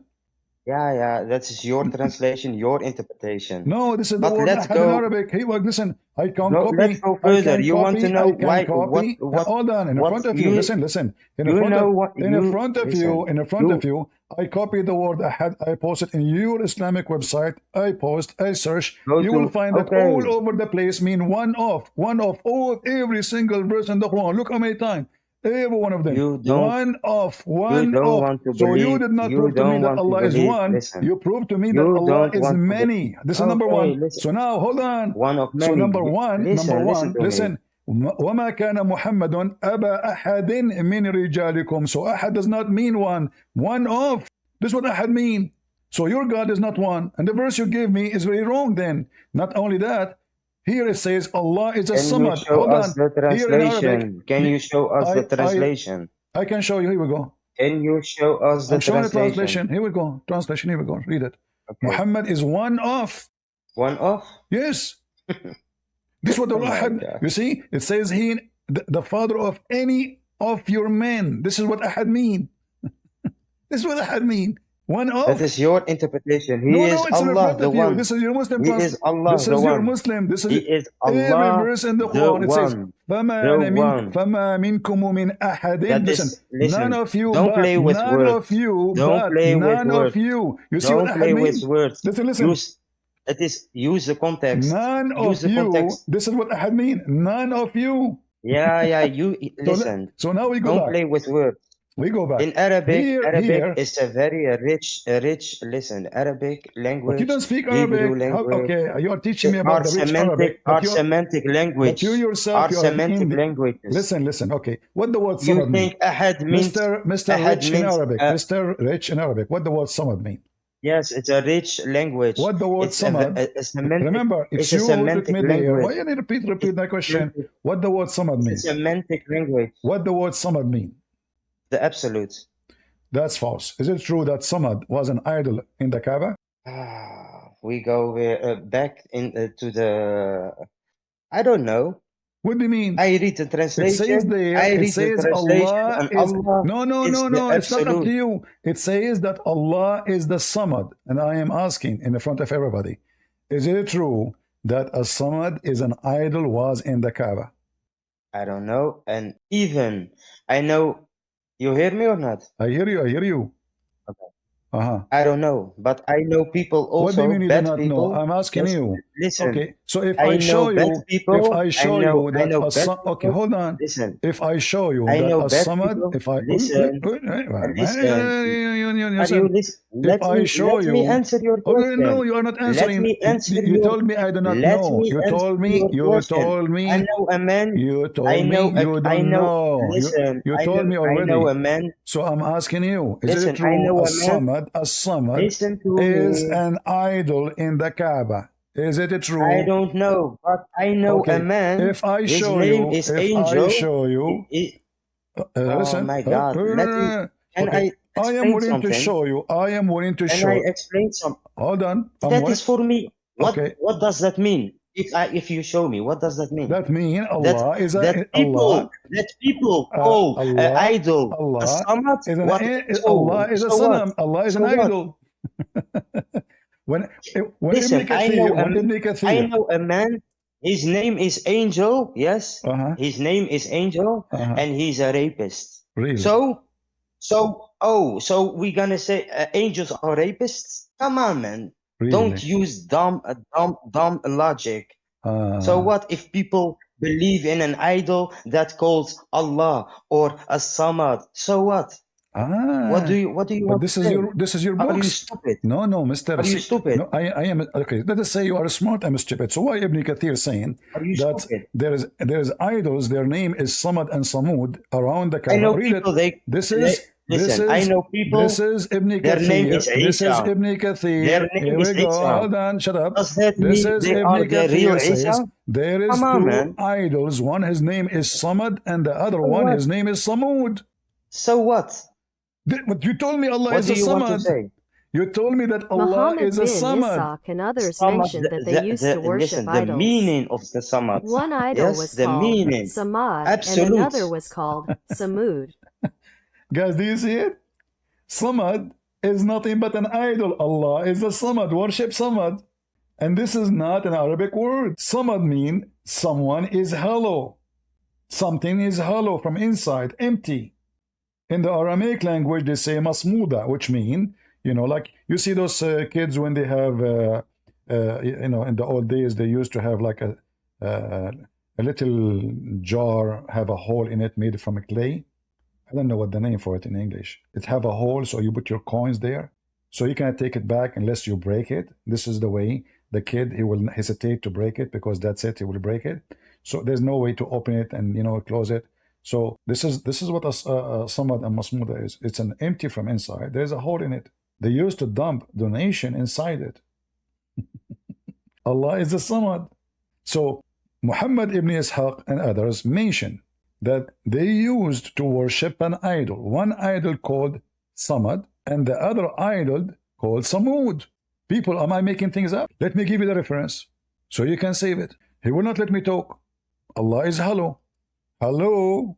So Malik, I will invite you back, but don't play games with me. This is not me saying that. This is your scholars. Go ahead, You Malik. mustn't play games with me. I'm not playing games. This is not game. What game? You are playing games. Okay, hold on. You are changing the topics. We talked about the leg. We talked about the leg. Yes, I said to you, go to Okay, Surah we go back. Ikhlas. I will show you So you are saying why to me, we okay, believe. okay, what is the purpose of that? So now you agree Allah is an idol. Wonderful. You agree that Allah is one of many. Wonderful. Now, I agree okay. that people, there were people, they worshipped an idol. They called what you said maybe a samad. So what? Yeah, so what? So what? That is not my It's a problem. coincidence. Coincidence. If we call Allah the Samad, and we, in my imagination, I believe. That's deep. I mean Allah, the creator of the heavens and the earth, and not an idol. Really? Yes, and not a stone or something else. Okay, so why Allah? Why Allah? Hold on, my friend. Why Allah will show us his leg? If he is the Lord. Because he wants. Why? Because he wants. I know he went to why. What he is doing by that? Like, is it sexy? I don't know. Do you know how it is to be in heaven? Do you know how it is to be in heaven? Do you know how it is in heaven? Legs? Do you know how it is to be in heaven? Do you know how it is if you are in heaven to eat, to drink? I know already. I will see. Allah will do striptease. Allah will know that? Allah will Can show you us explain legs. how that is? Can you explain us how that is? I explained to you. Allah will show us legs. He will show even his face. Yes, he will show even his face in heaven. How you can see? How you can see a face? How it looks, how we imagine that, we don't know. We didn't go to heaven, but there will come a time, inshallah, if Allah wants. All right. We will go to heaven. Okay. Yeah? So Allah. If you want to be there, okay. Allah, you are going to heaven. Allah, you are going to heaven, right? Inshallah, if Allah wants, yes. All right. And then when you are in heaven, you will see the legs of Allah, correct? If he wants, yes, why not? What do you mean if he wants to? This is what he said. If he wants to show me and show us his leg or his hand or his face, why not? Okay, what is wrong with that? Wonderful. Do you expect Allah's legs to be beautiful or ugly? Everything of Allah, the creator of the heavens, is beautiful. We cannot imagine that. Are you going to be? If Allah, his legs is so beautiful, is that going to make Muslim men horny? I don't know how it is to be horny in heaven. Will you I tell know how me? it is to be No. horny in this world. I know that. But in heaven, I don't know that. What do you mean you do not know? I don't know. I know there is you just told me heaven. you just told me that Allah legs, they must be pretty, very pretty. He's pretty. He's very pretty. Everything of Allah is pretty. It's beautiful. So you, when you see such a beautiful legs, hey, listen. Shall I is tell the you? impact? Shall I tell No, you I'm something? trying to understand. You know what is? You know, trying to understand the religion, my friend. Yes, I will what is the impact? You know what is the impact, my friend? You know what is the best? What is the impact of Allah legs on you? We believe as Muslims that if we are in heaven, that's the best thing you can have. To see His face is even more better than living in heaven. Which one of those following things in front of you is the legs of Allah? I don't see anything. I talk with you. You don't look at the screen? No, I don't talk or see something on the screen. So, if there is any way you can describe for me, and that is what I mean. That is what I mean. Yeah, and that is what I mean. If you say, I said that before. I said to you, if you think about a leg, you think about a leg like yours. But God so the leg of Allah is not like ours. God explains. So what do you mean? Well, those are not like anyone. Those are those are not like any, because those are AI generated. They are fake legs. And you let me finish or not? Yeah, this is all. This is all is fake. God this is fake. You get you can put your picture there. You can put your picture there, and the AI will make you fat or etc. This is all fake. So Allah, He have legs not like anyone. Those are fake too, not like anyone. Okay. Okay. You know, you want to play a game like that? Okay. If you die, you see God. Do you see a man with a beard? If like I die, Jesus? well, is that God? I heard when I die, there is 2 angels will come to me and they will hit me with the hammer. Is that true? Listen, don't change the topic. I'm not changing the topic. If you die, it's you who said to me, if you die, that you see like the pictures in your churches, like the pictures on the walls of Jesus, you think you're gonna see that? His pictures in is that your God? His pictures in Islam. His pictures in Islam is haram. That you believe in? His pictures in Islam haram. Is that your God that you believe in? In a man in a beard? Do you have pictures in the house of Allah? Do you have pictures in the house of Allah? Does your God shave his beard? Do you have pictures of Allah in heaven? Do you have pictures of Allah? Do you have pictures of Allah and idols of Allah in your mosque? Picture of God is very haram. Is it allowed for you to have pictures? Is it allowed for you to have a picture in the house of Allah? What kind of pictures? Any picture. We can have pictures in house but not of a human. No. The house of Allah. We can have pictures of a mountain. We can have pictures of an animal. That's no problem. No. But we cannot have. Listen, the house of Allah, pictures and idols. But you are changing every time the topic. It's you who mentioned pictures. I'm going with you. Guys, isn't it him who mentioned pictures? No, you're not going with me. I said to you, listen. Do you Muslims, is it lawful for you? Is it lawful for you to have pictures? Is it lawful for you? Listen, explains who God is. I can't repeat myself. I will kick you out, honestly. If you keep doing this like a kid, I will kick you out. There's no point. You don't like no, someone. Because you are trying to avoid what you said. You just said we have pictures. You just said we have pictures. You just said we have pictures in our God in the church. Is it true? There is pictures inside the Kaaba. Did I lie? Did I lie to you that there are a lot of churches they have? This is true, but this is not what this is not what the Bible says. This is Maria, what Islam teach. Jesus. This is what Islam teach. In Islam, it says you can put pictures of a prophet. No, so why you are following Islam? We are not following Islam. Those are not following the Bible. The one who do this is not an act according to the Bible. This is wrong. So I'm asking you, according to your religion, can you have pictures? Can you have idols? Listen, can you have idols in your mosque? Yes or no? Can we have idols in your mosque? No, We cannot worship idols. Can you have idols? I did not say you worship them or not. Can you have What idols kind in of the mosque? idols? I don't know what you mean with idols. What do you mean you do not know? Idol is the statues made from What rocks. kind of statues? Any What statues. kind of what? Statues for anyone. Listen, I go my whole life. I go to mosque everywhere in the world, Give me everywhere the in answer. I don't Morocco, care. I in don't care. Holland, Give in me Europe, the in answer. Tunisia, Give me the in Egypt. answer. Either yes or no. I never Either saw in yes. my life. I never Either saw in my life a yes. statue. Okay. I never saw a statue in my life in a mosque. So why Yes? Allah? Why That is Allah? my answer. Why Allah command in the hadith, in the weak hadith, Prophet Solomon to build? No, it is a strong hadith. Don't lie. You cannot lie. Jesus said to you, "Don't lie. Don't lie." It is what? Why you are lying? I said it's da'if hadith. I didn't say it's strong.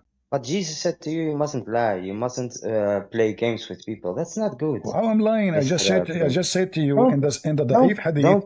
In the da'if hadith.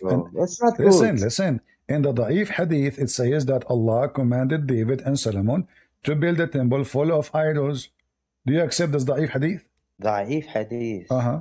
Listen, you go back to people. It's even in thousands years before the Prophet Muhammad. What? It's for me not important as a Muslim. Well, isn't it David is a Muslim? For me, it is important. So you Muslim, you lied to us. I thought David is a Muslim, Solomon is a Muslim. Now he's not a Muslim. Every prophet is a Muslim. Okay, but so we follow why you're a prophet? Why you're a prophet? Why you're a prophet? In the Da'if hadith, he said that Allah commanded them to build a synagogue full of his statues and images. Why? If it's haram. Maybe it was in that time. It was allowed. So Allah at that time was pagan. I'm not a scholar, so I cannot answer. This is not an answer. Are you saying to me at that time? Hold on. Are you saying to me that at that time Allah was pagan? Because it's you who said to me this is paganism. I didn't say anything about paganism. You said to me, why you have pictures in your church? You said to me, you said to me, you have pictures in your church. So Allah was pagan. Listen, what I want to say about why Allah commanding his prophet to have statues. Listen, okay. Why Allah? Can I answer? Okay, forget about this. Why you kiss the black stone? Why you kiss the black stone? Why you kiss the Listen, let us see who is pagan. Let us see who is a pagan. Let me finish. Let us see who is a pagan. No. We want to see who is a pagan. It is you who kiss the stone. Do Christians kiss stones? So if I kiss a stone, so what does that mean? I don't have to kiss a stone. Huh? That means you are pagan. As a Muslim, I don't have to kiss a stone. Huh? You have to. No, that's not true. Well, this there is are enough Muslims. You have to follow. You have to follow the steps. You have to follow the steps of Muhammad. They never go to Mecca. In front of everybody. Show me that this is true. You don't have. Are you saying to me that your prophet was pagan and you are not? Because your prophet did. Listen, I know Muslims. They never go to Mecca and they never kiss a stone, and we see them. No problem. You know, Muslim, they never go to Mecca. It's come back. Your prophet did. Who cares if you don't go? You don't go because you cannot afford it, and maybe they will not give you a visa, and maybe you have a girlfriend. Because most of men who go to Mecca is just to do boom boom. It's a place where women wear no underwear, and men they are wearing a sheet. And there's a lot of women around you. You touch and you molest all women, and many men they have orgasm. Even the hadith says that the Muslims, when they go to the Kaaba to do tawaf, their penises was dripping semen. Do you know why? Why their penis is dripping semen when they are going around the Kaaba? What the relationship? We said that only 5 days until Arafah, we get out and with our male organs dripping with semen. You see it? The Kaaba is a place where you can have sex for free. Not only that, the Arab, they used to go totally naked around the Kaaba in the state of nudity. This is your religion. In the state of nudity. Naked, and this is Sahih al-Bukhari, totally naked, wearing no clothing. What is the religion is a practice in the Kaaba, where women and men, they are going around the Kaaba. You are pagan. You did exactly what the Arab pagan does. The Kaaba is their place. The black stone is their stone. Going naked around the Kaaba is their idea, and you Muslims, you follow. Safa and al-Marwa is the practice of the pagan Arab before Islam. Allah is the God of the Arab before Islam. Everything you have is taken from the pagan Arab before Islam. So what Muhammad did, some from the Jews, some from the Christians, some from the Arabs, some from the Sabians, some from the Persian, some from the Hindus, some from the Buddhists, and we make a new religion and we call it surrender, Islam. Who is a Muslim can give us an answer for anything. So his God want to show us his leg. Why? What is the purpose? Is Allah just a leg? What happened to the rest of Allah? Maybe Allah have nothing except legs. He's just legs. So you go to heaven, you see Allah. What you see? You see a leg. Allah is a leg. Not only leg, not even legs. It says a leg. Your God is a kangaroo. Boing, boing, boing. Can you give Allah is the moon God? Watch the previous video and you have all the reference. We spent a few hours talking about that topic. Go to the previous video on YouTube. We post reference in the chat, the same as always we do. Do we have any Muhammadan would like to join us and explain to us why Allah is being so funny? Malik, you want to join again, but you never answer any question. Okay, I will give you the question again. Allah leg is not like any leg. So, still Allah is a leg. Go. Yes, can I go? Yeah, Allah is a leg. His leg is not like any leg. My leg is not like any leg. Okay. Does that mean I am Allah? Can I answer that or not? Okay, go. Can I answer? Sure, go. Can you imagine a color that doesn't exist? Can you imagine a leg does not exist? Can you imagine a color that doesn't exist? A color I can in your mind. In your mind, Okay, I can. Imagine a color I can. that don't exist. I can. You can? Yes. Okay, show us. See-through color. What? See-through. See-through? Yeah, like now I'm looking. Show us the color. I don't see the color. Okay, the color I don't is not exist. The color which is not exist is see-through. Listen, you must show us the color on your screen. No, you cannot see it because you cannot see it because it doesn't exist. And that is precise what I mean about God. We cannot imagine the leg about God or the face. But Allah or the said He have a leg. If you cannot God, imagine how His leg is, what the point? Who cares if you can imagine or not? I'm not asking you imagine how it. I'm saying to you why Allah showing you His leg. Why? What is the purpose? When you see the leg of Allah, what will happen? We don't know. We will see. You will touch it? I hope. He will let you touch it? I don't know. Play with it? Does your God will, are you fetish? Are you Muslim fetish? Does your God allow fetish? Okay. Are you fetish? Can like is it sexual? Is it sexual? Okay. Can you explain us how your God will look? In front of everybody. Do your God change? Do your God change? Do your God change His look? Explain how your God looks like. My God, the Bible says, and Muhammad he copy. Okay, I will show you. My God, he said in the Bible, God created Adam in his image he created him. Do you think this is wrong? So like a man. Exactly. So do you believe this is wrong? Do you believe in a man God? Okay, so you are laughing. What if I show you that your prophet, he said exactly the same thing? Listen, you just laugh. Everybody heard you. You're a prophet. God? Hold on. You're a prophet. He said exactly the same thing. Here we go. This is you're a prophet. He copied it. Hold on. You just laugh. Everybody heard you. You're a prophet. He said that. Read it. The Messenger of Allah, he says, when you fight with Adam, avoid the face, for God created Adam on his own image. Yes, and what does that mean? What does it mean? That Allah is a man. No, well, I just mentioned to you. I just said to you, God, my God, you know what created that means? Adam. Guys, you know what that means? A second ago, I said to him, shut up. I said to you, my God created Adam in his image. You start laughing. You said, so you mean your God is a man? Yes, but you who say, you know what, if God created Adam in his image, it's mean God is a man. But this is what your God's saying. Yes, but do you know what that means? What do you mean? You told me the meaning. You said to me, what I just said to you, God created Adam in his image. Hold on. So I say to you, God created Adam in his image. Right away you start laughing. You said, so you are saying God is a man? So this you understood it very well. Suddenly you don't understand? Muslims, listen, we believe as Muslims what this means. Just shut up, go. Let your parents speak to me. A second ago you were laughing at it. A second after, now we believe in it, and we Muslims, we never represent. Let me explain to you. You Muslims are a bunch of hypocrites. I mean, Hypocrisy itself is Islam and Muslims. The same as Ahmed Deedat, he was making fun of the Bible. So your God, he created the sun in the fourth day? Ha ha ha ha. That's what your book is saying. Stupid Deedat. Potatoes. So the Muslim, they go and they debate people do not know Islam, so you cannot get them busted. Every Muslim is a liar until he proved the opposite. Remember that. Every Muslim is a liar until he proved the opposite. Slim. Hello, brother. Hello. How you doing? I I'm hope fine. you have been doing well. All right. Away from all the not so intelligent people. Are you a Muslim, Slim? No, you know me. We have talked before, Christian Prince. I forgot, sorry. Yeah, no, it's fine. We talked about Muslims a lot. All right. Anyways, after that day, I got a lot of threats from the peaceful people of Islam. Thank you. Thank you to all the Muslims that were threatening my life because I spoke facts about Muhammad and Aisha.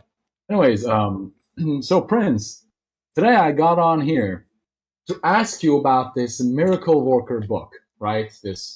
What is it about this miracle worker book that anyone that believes in goes on their way to promote violence? What is it? Like, I read it a few times, like not a whole lot, not as much as you probably. I read it a few times and I don't see anywhere saying, hey, go kill people on a massive scale. Yes, it says an eye for an eye, but like, could you Google top 5 terrorist organizations for me? I just want people to see that. The list. Yeah, first of all, the Quran says you kill people in a massive number, and you are mistaken. I have never seen it. If it does, then it makes sense. If you go at chapter 9, verse 29 says, go and kill those who don't believe in Allah in the last days. It makes sense now. Yeah. So this is a massive number. This is not one or two. This is anyone, anywhere. Genocide. Either they convert to Islam or they pay the jizya. So the Quran says that. And Muhammad, he said, I've been commanded to kill all mankind until they say there's no God but Allah and no prophet but me. And if they do eat as we eat and pay us the zakat and pray as we pray and fast as we fast and do as we do, then and only then their blood and their property and their money is protected from my hand. Simply, clear, all of those references saying the same. Look how many. And all of those are authentic. So command of mass killing is all over in Islam. Well, Prince, that reminds me an oddly bit of some politician from Europe in like the 1930s. Anyone that doesn't agree with me will get killed. Yeah. No, or isn't the same color as me will get killed. I advise you not to take that direction to defeat Islam. There is something hurt them more. It will hurt the butt of every Abdul if you speak about the stupidity of the Quran more than the violence. Because always violence. It is stupid though. It is they violent. Can justify it. They can justify it. Like now, they can say to you the Israeli are attacking the Palestinians when the fact is the opposite. This is their land. You took their land from them. So they try to justify violence, and always there is a way to justify it.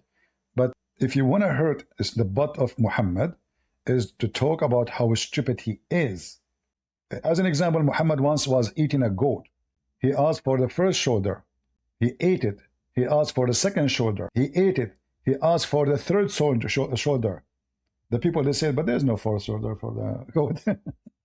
So Muhammad is a fool. Muhammad don't remember which one Allah created first, the stars or the mountains, as with the Quran said. Muhammad is a fool. He make big mistakes, scientific mistake, historic mistake, those what hurt Muslims. So don't focus in the violence, because violence, it can be even attractive to some people. Criminals, gang.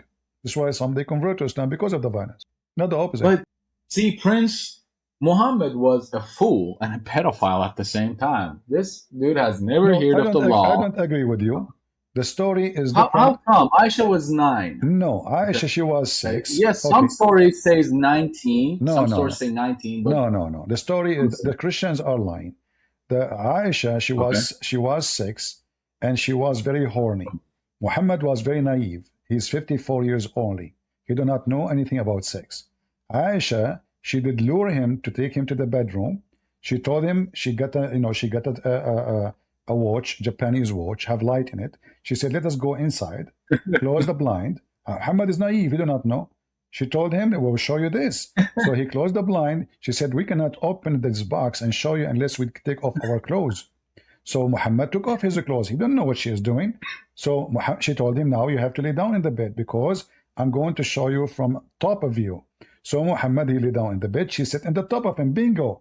She did rape him. Muhammad is a victim. The Christian, they lie. They say he was a pedophile. In fact, it was Aisha who is a pedo old. So she target old men because she is so horny. She take advantage of them. They are naive, 54 years old, but he knew nothing about life. So I have a question about this. Prince, if this was a serious one, if you were serious about this, if this is real somehow, is this implying that the prophet and the messenger of God is an absolute fool?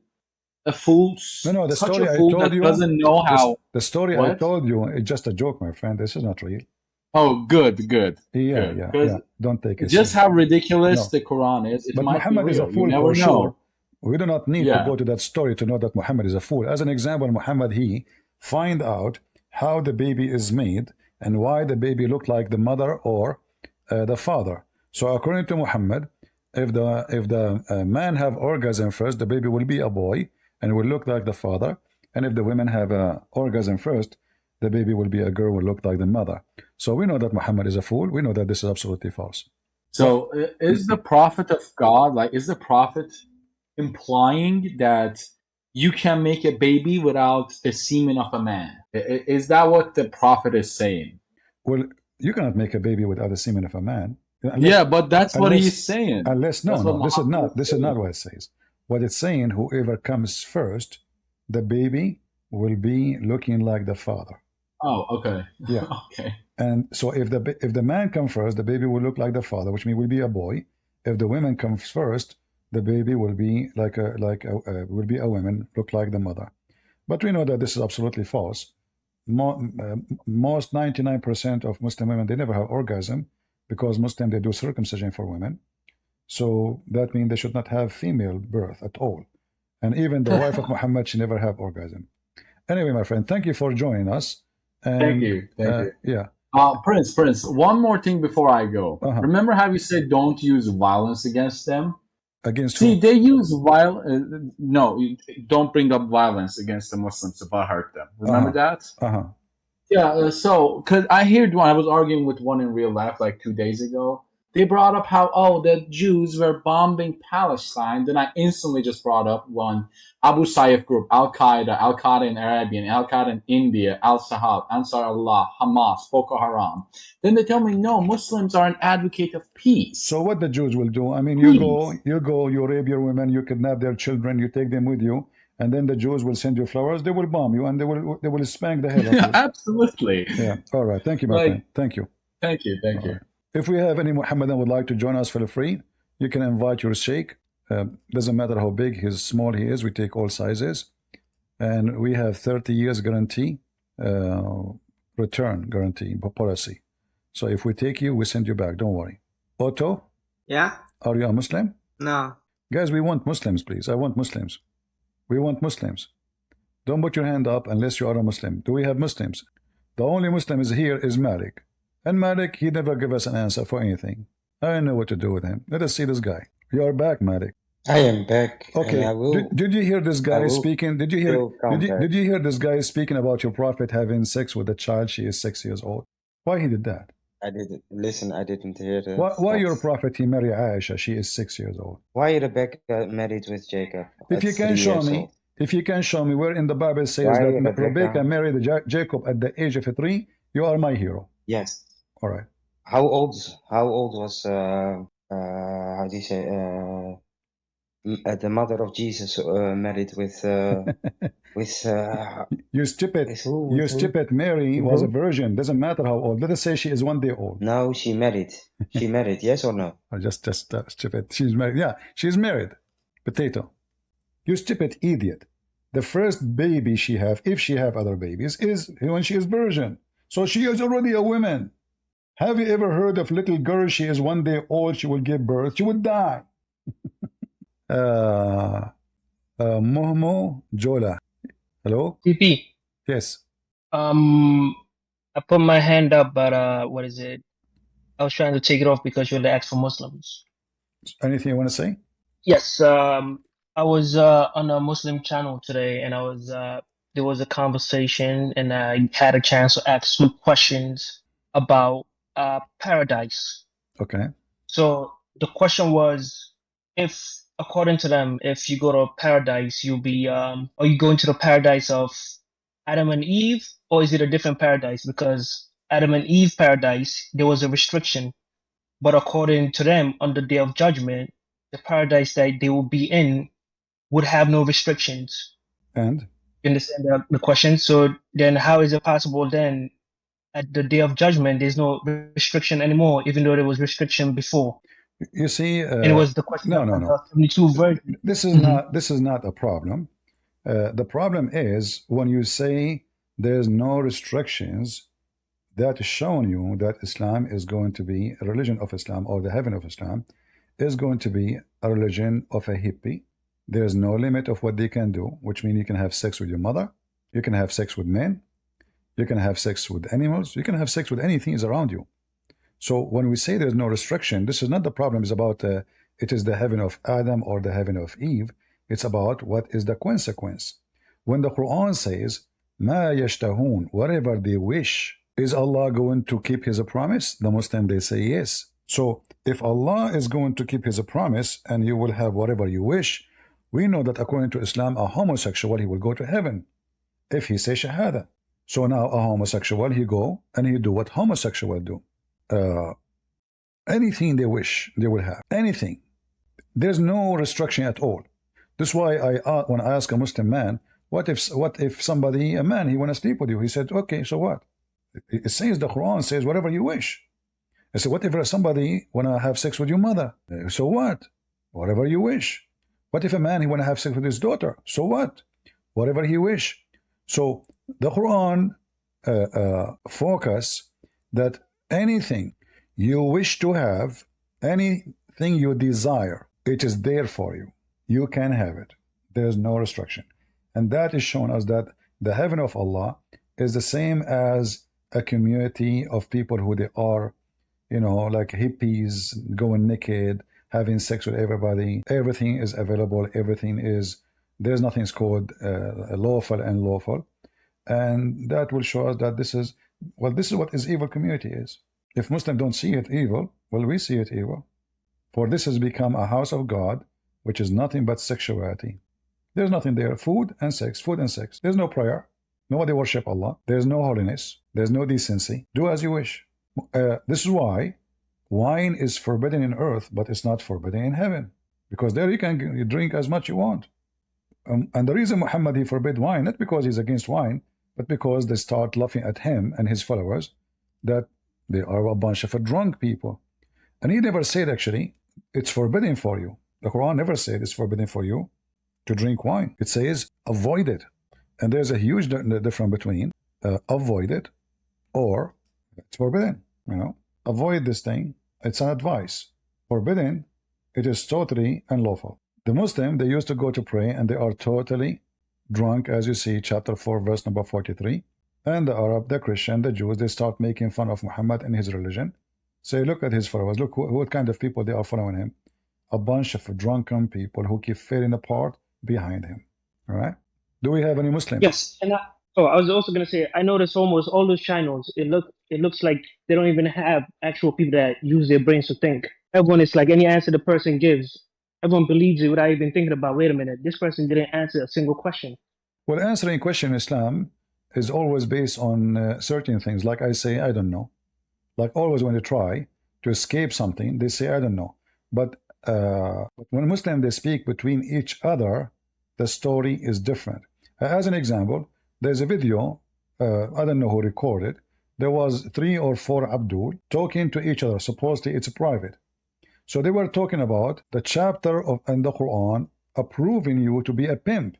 Each time I say the Quran approving us, if we are Muslims, to work as a pimp, the Muslim, they say, it doesn't say that, CP. You are a liar, CP. Where it says that, CP. So then we find that those 4 Abduls talking to each other, And they say, literally, it looked like Allah, He approved us to be a pimp. And the video is there. Fifi, Mrs. Fifi, and 3 Muslims. They agree. If I say the Quran says you can be a pimp, they'll accuse me of lying. They talk between each other. They say it's true. So this is how they lie. Lying, you know, this is why people, they say Islam without lies dies. We say, they deny. They speak alone, they agree. I see your point. Yeah. You know, Mimi Hijab, when he was debating David Wood, he denied. Ali Dawa, he make fun of a Christianity. He denied that God, he can enter his body. He said God cannot, you know, if God enter as a creation, he cannot be God, right? Then they go and make poo-poo. Everything Mimi Hijab, he denied in his debate. Later he mentioned he was debating a Muslim Shia, and everything he said to David Wood, he agreed with David Wood. But in the debate, he refused it. So it's very well known that Muslims, they play games, and this is why I say never trust a Muslim. An honest Muslim is an ex-Muslim, like you. You left Islam, correct? Absolutely. Okay. So this is how you see if an because in order to stay as a Muslim, after all what you learn, there's no way you're honest. When the sawdust settles and there is no way a person, he can be honest and he stay. You know? Let me see, where is the video? Here, let us see. You can be a pimp. I think this video exists in, what her name, Hatun. Hatun, right? You can watch it. Christian Prince is lying. It doesn't say that, CP. Yeah? They go, they speak to each other. Yes, you can be a pimp, brother. Alhamdulillah. It looked like the Quran agree, brother. Alhamdulillah. Look like the video become everywhere. So between them, Alhamdulillah, brother, you can be a pimp. Allahu Akbar. You face them with the verse, they say it doesn't say that. This is your understanding. Nowhere it says that. Right? Anyway, you're welcome. Do we have any Muhammadan would like to join us? May they. Anyone? Like Deedat here. He made books, made a lot of money in his CDs, speaking about miracle number 19. And then when the miracle number 19 got busted, he decided to wash his hand from it. But isn't it you, yourself, the one who promoted this? And you claim this is a clear evidence? Right. If they had somebody added something, the count won't be there. If somebody had lost out something, Usman lost out something, the count would have gone off. Alif Lam Mim, Alif Lam Mim. Again, how many times? 7 times Alif Lam Mim Surah. Such a simple thing. Why don't you count the Alifs and the Lams and the Mims? And you see, whether Usman missed out or Hafsa missed out or who missed out. So, see, he adopted those false numbers. The same Deedat made fun of the same numbers. When I say, I know these people will believe. So the man, so clever, that people are, you know, hero worshipping him. And, you know, whatever I say, I know these people will believe. So the man creates a... See, he's making fun now of the one who made this false theory, and he is supposedly exposing him, but he made God knows how many $1 million from what this guy he fabricate. You see how the liars they are? So he thinks because he's so clever, he can fool people. That's what he's saying. Playing with numbers is very easy. But we can check out in 2 seconds, we will find that all those numbers are fabrication. Like they say to you, the number of days in the Quran is 365 days. That's false. In the Quran it says that. Are you sure? We can go right now and type the word day in the search engine. So it is a big fat fabrication. They make money of all of them. They are businessmen. So this coward did that. He used this fabrication of this man of miracle, mathematic miracle, to promote his book. At that time, everybody sponsored those fake miracles, because the point is, even though we knew it's a lie, as long it's a good lie, it is a good lie. So Muslims believe that this is a good lie. There's a video in YouTube. The Sheikh is explaining how we can convert people to Islam, speaking about good lies. So he said there is a guy, and by the way, those are stories, they fabricate them. But anyway, he said there is a Muslim guy. He have a friend, he is a Jew, or neighbor, sorry, not a friend. He keep asking the Jew, why you don't convert to Islam? The Jewish guy, he says, well, I like to smoke and drink. The Muslim guy said to him, who told you you cannot? You can drink and smoke. The Jewish guy, he said, really? I said, yeah. Say Shahada, come on. So now the Jewish guy, he said Shahada. After he said the Shahada, the Muslim said to him, now listen, you said Shahada, so from now on, you cannot smoke, you can drink. The guy, but he said, a second ago you told me you can. I said, yeah, you can now. Not after you say Shahada. And they are proud about deceiving the guy to convert. He's talking about it, he's proud how smart this Muslim. I did not say you can drink later. I was saying you can. But that when I said that to you, you are a Jew.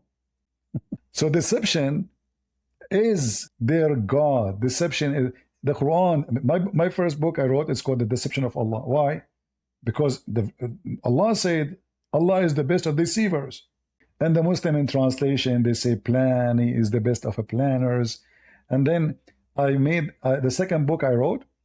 The Muslim, they flood Amazon. And they tried to take my books from Amazon. Then I went against Amazon. I told them I'm going to go to court if you don't put my books back, because you have no right to do that. And they put my books back. They got so upset, for I got them busted with no mercy. Everything in my book is true. Check any of my books. When I mentioned the story of Muhammad killing a person because of jealousy, do you remember the guy from Germany, what he said? Or Fifi? And those, we cannot in Sahih Bukhari. It's not in Sahih Bukhari, brothers and sisters. We cannot find it in Sahih Bukhari. or the opening in my book, Sex in Allah. They made a video. We cannot find this hadith. This is a false. This is a lie. I found in the hadith. I show it to them. You are a bunch of idiots. So we know that the second you expose this garbage cult, they will go against you. If you lie about Islam to support Islam, they support you. So when Mimi Hijab was debating David Wood, if we can call it a debate, every Muslim in the stage knew that Mimi Hijab is lying. Yet they clap, Allahu Akbar, hey, victory, because this is what Islam is. This is a good lie. I'm lying to defend Islam, taqiyya. And people don't understand that Muslims are satanic, for this is what Satan teach. The Bible, Jesus said to us, you don't even take an oath. He said, yea, yea, or nay, nay. Anything else is from the devil. Why I want to take an oath? I would take an oath only because I lie all the time. So now I want to prove that I'm not a liar. So I say, okay, I swear by God. Because all the time you're lying. But the one who lies all the time, does it matter really if he swear or not? He's a liar. If you care for God, you will not lie anyway. And then we find that Muhammad himself, he encouraged Muslims to lie. Not only in the Quran, but in the Hadith. He says you can lie to three: your friends, your enemies, and your family. Who's left? If I can lie to my friends, I can lie to my wives, I can lie to my enemy. Okay, who is left? Any Muhammadan? Who is a Muhammadan would like to join us? And don't take me wrong, Muslims, I like to convert. You know, I want to have an endless penis. Imagine if you have a barbecue outside in your yard. You don't need to go there. You can flip the food with your penis from far distance. I mean, there is many use of this endless penis. It's endless. The guy, he said to me, can you imagine Allah? Can you imagine endless penis? Can you? And the women fit for that penis. I mean, how that will work? That means the women, her body is endless too. Unless you are telling me that the vagina of this woman extend with the penis, but the women, she have normal body. So the penis go in, and then the vagina continue like a tunnel, endless tunnel. But the woman is thin. It's very funny when the Muslims, they speak about logic. They are very logical people. But the second you ask them a question, it's an embarrassment for them. They ask you why you need to be logical. This is the problem, brother. I thought it was Allah know best if you ask him anything logical. Huh? Say again? I thought it was Allah know best when you ask him for something logical. No, it's haram. It's haram to be logical. It's against Islam. No, it's haram. You know, like Ali Dawa, he made it so clear that if you try to make things logical, that is the act of shaitan. This is not the act, this is not from God. Shaitan wants you to be logical. And the second you become logical, you are going to leave the faith. We have his video here, we can play it. Here we go. Sicknesses, man, I can... Shut up. Why we need to be logical? When Allah subhanahu wa ta'ala told him to do something, bow down to Adam, he couldn't comprehend logically why he had to do that when he feels like he's better than him. The problem is this: taking the aql over the naql. That is exactly our problem, and we apply this into our day-to-day life. Just to translate for you what he is saying, taking the brain over the story, which means considering what the brain think over what the story is saying. Naql is like something told us from the old generation. So when you take the brain above what you learned from the Quran, which means you have to take it blindly. If you want to use your brain, you're in trouble. You cannot. Oh, explain it to me logically, or, I'm going to start doubting things. This is exactly why Shaitan fell into disbelief. We have to understand everything in the context where Ramadan, etc. All I'm just saying is, obviously, there's a lot of things I don't agree with Dr. Yasir Qadi, and there's things I agree with also. So the thing is here, it's just I don't want to get into the details and the nitty-gritty. The point I'm trying to make is he also done a video on this matter. The point I'm trying to say, and what I don't understand is this: why do we have to understand everything in the context where why does it always have to be logical? So Muslims, why the Trinity have to be logical for you? Any Muslim can tell us? How come when it's come to do your stupid religion, nothing have to be logical? Why it have to be logical? How come the same people they say Trinity is not logical? Logical is what? According to who? Why it's not logical? This is how God is. Is God, he can do the impossible. Nothing is impossible for God. So why it's not logical? What logic mean? Is it logical that Jesus is born of a virgin? It's not. Muslims are hypocrite. There's no logic unless you believe it's a miraculous birth. The second we say miraculous, that means God is almighty and he is above any ability. So it's not logical for any one of us to be born without a woman and a man having sex, and then you are going to be their baby. That is the logic.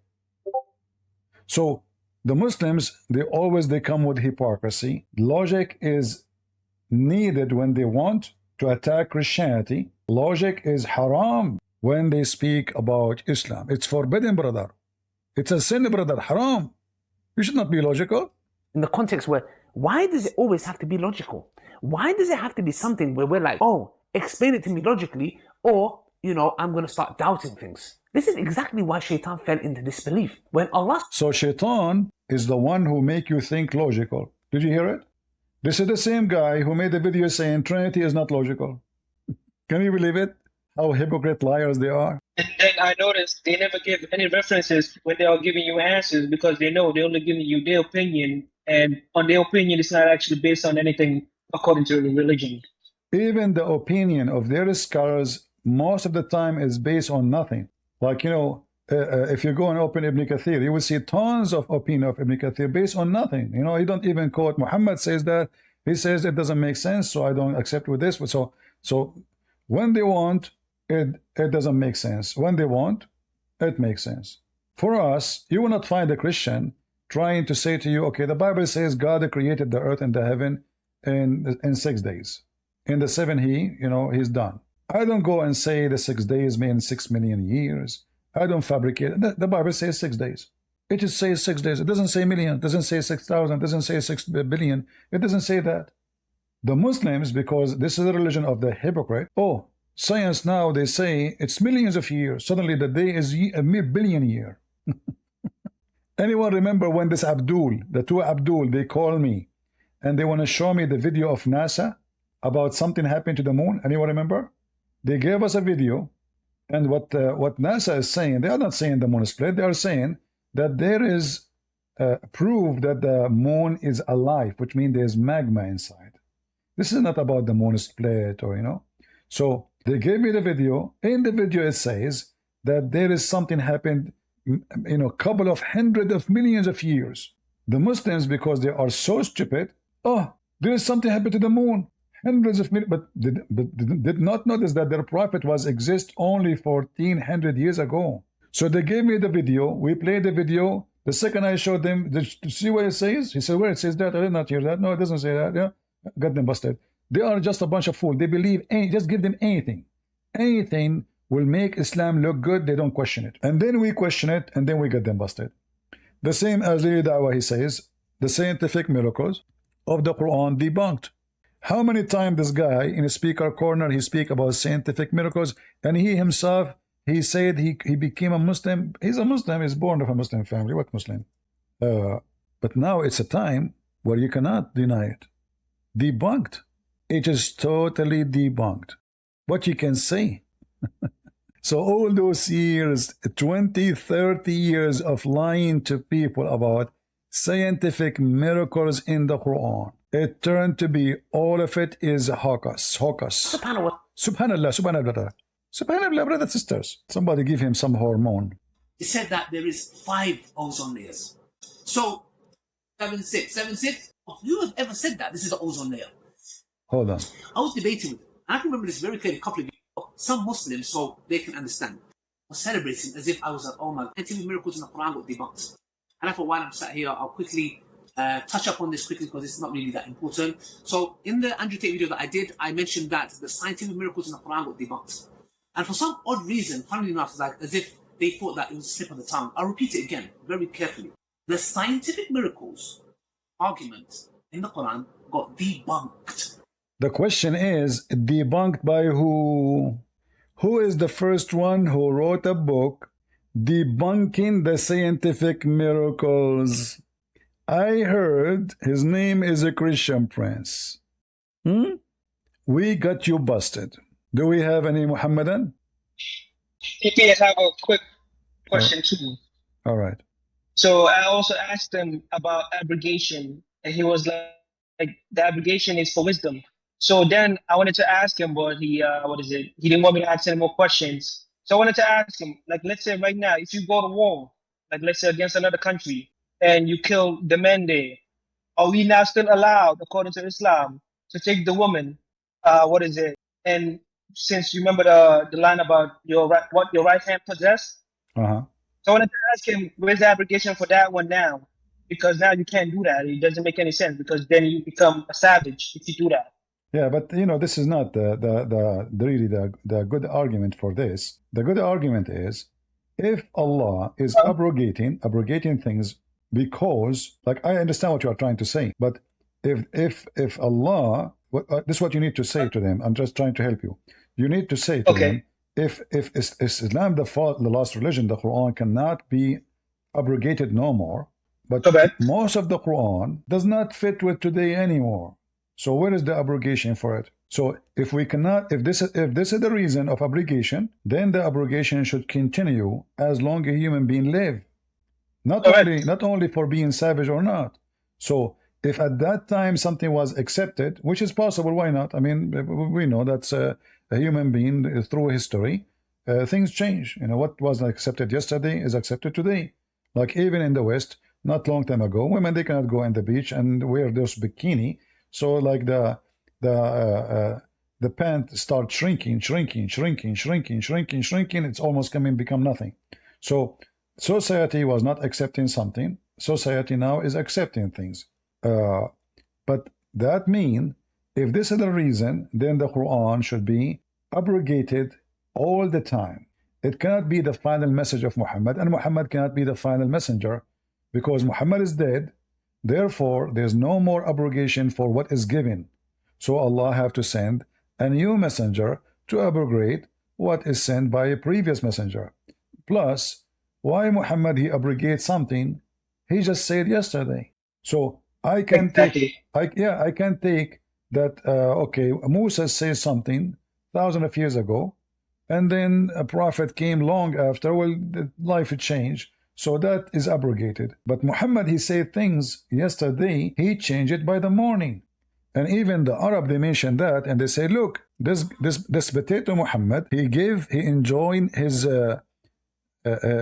men something by the morning, by afternoon, he changed it, he forbade the same thing second day in the morning. So what is the reason? Obviously, Muhammad, he noticed that he is making a mistake. This is not from God, you know, and cannot be from God. Or, you know, when Muhammad, he claimed that Allah, he sent him verses and he was in the top of the camel and the camel could not carry the verses. Who in the world want to believe such a garbage? Is the verses something physical? Any Muslim? Is the camel, is the verses he is receiving, are they something physical and they are heavy? So Muhammad is a person like he's mentally ill. He said things, none of them is so stupid. I think it's the people around him was too gullible. That's why it was easier. Say again? the people around him were gullible, so it was easy to just No, give no, them no. anything The and people around him, believe they it. did not believe him, my friend. They did not.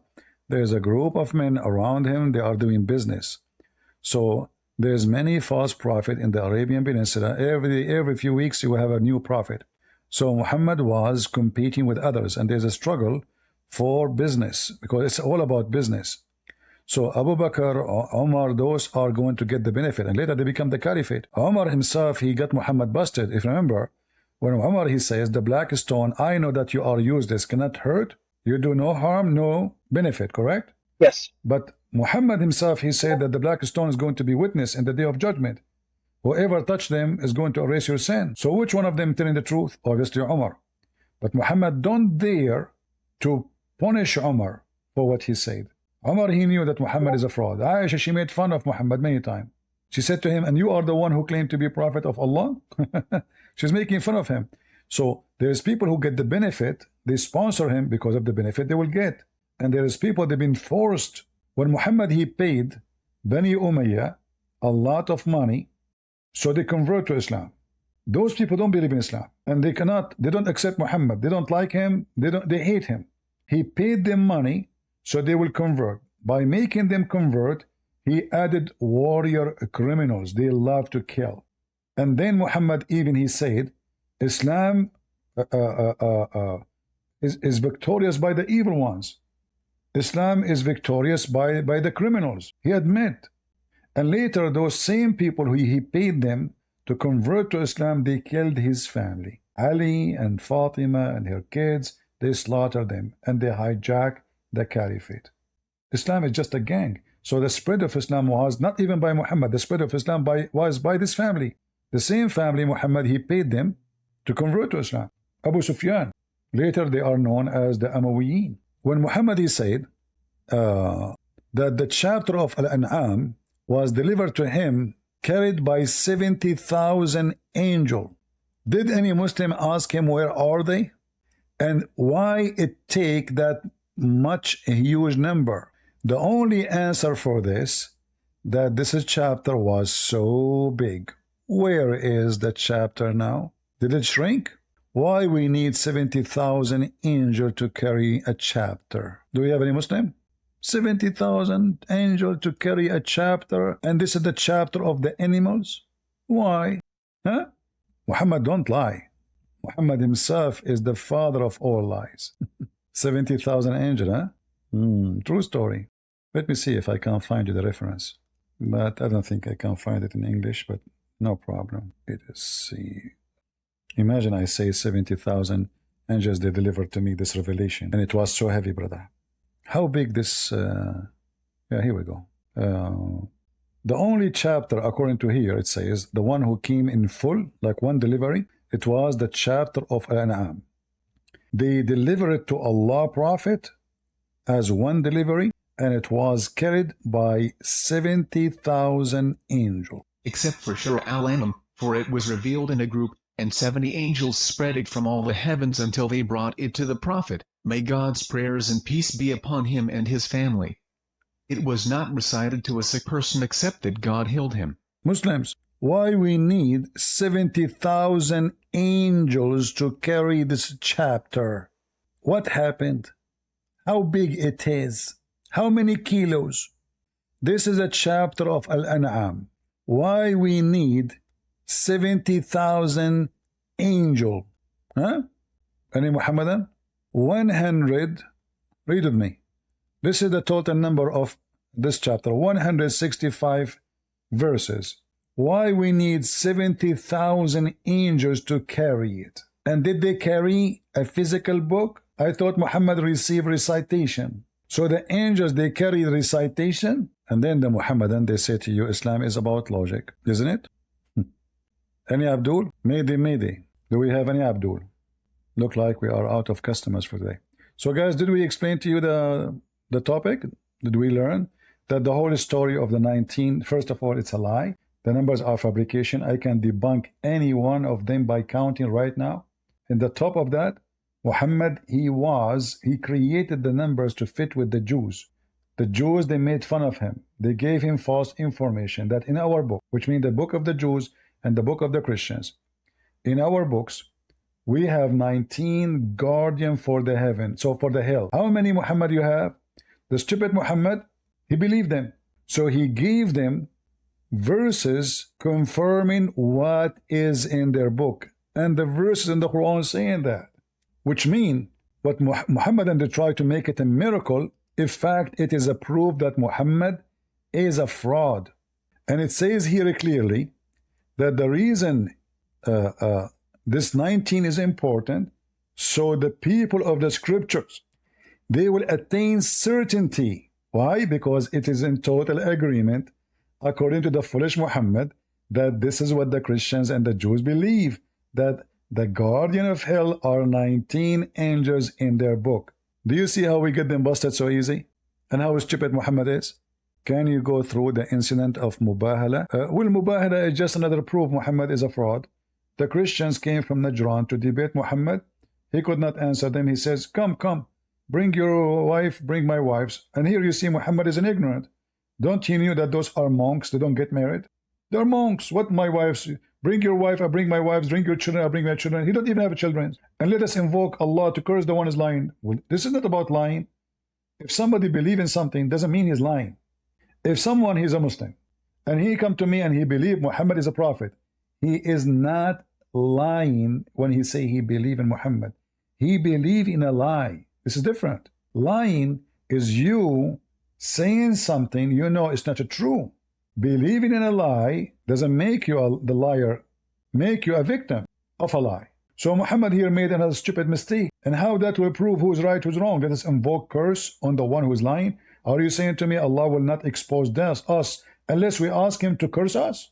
If this is a scenario, that means anyone can lie and there's no consequence, because I have to ask Allah to punish me, otherwise he will not. Do we have any Muhammadan? Mayday? Anyone? Anyone would like to help me to convert to Islam so I can take his wife in heaven? What the Quran says, whatever you wish. Whatever you wish. When I ask a Muslim, like, so what if somebody is mentally will have sex with his mother? So what? I said to him, what if somebody want to have sex with Muhammad? He says, so what? So what? He said, in that case, would they clone him for you instead? yeah, and this is the problem here. What if all the men they want to have only one woman? Maybe, you know, what we would do? So Allah will. What if a man he decide, I'm going to have her for myself, and the other guy he said, I want to have her for myself only. How that whatever I wish work? It's just a stupid promise. It doesn't make sense, and it's not practical. It can't happen. No sin in heaven, the Abdul said to me. No sin in heaven.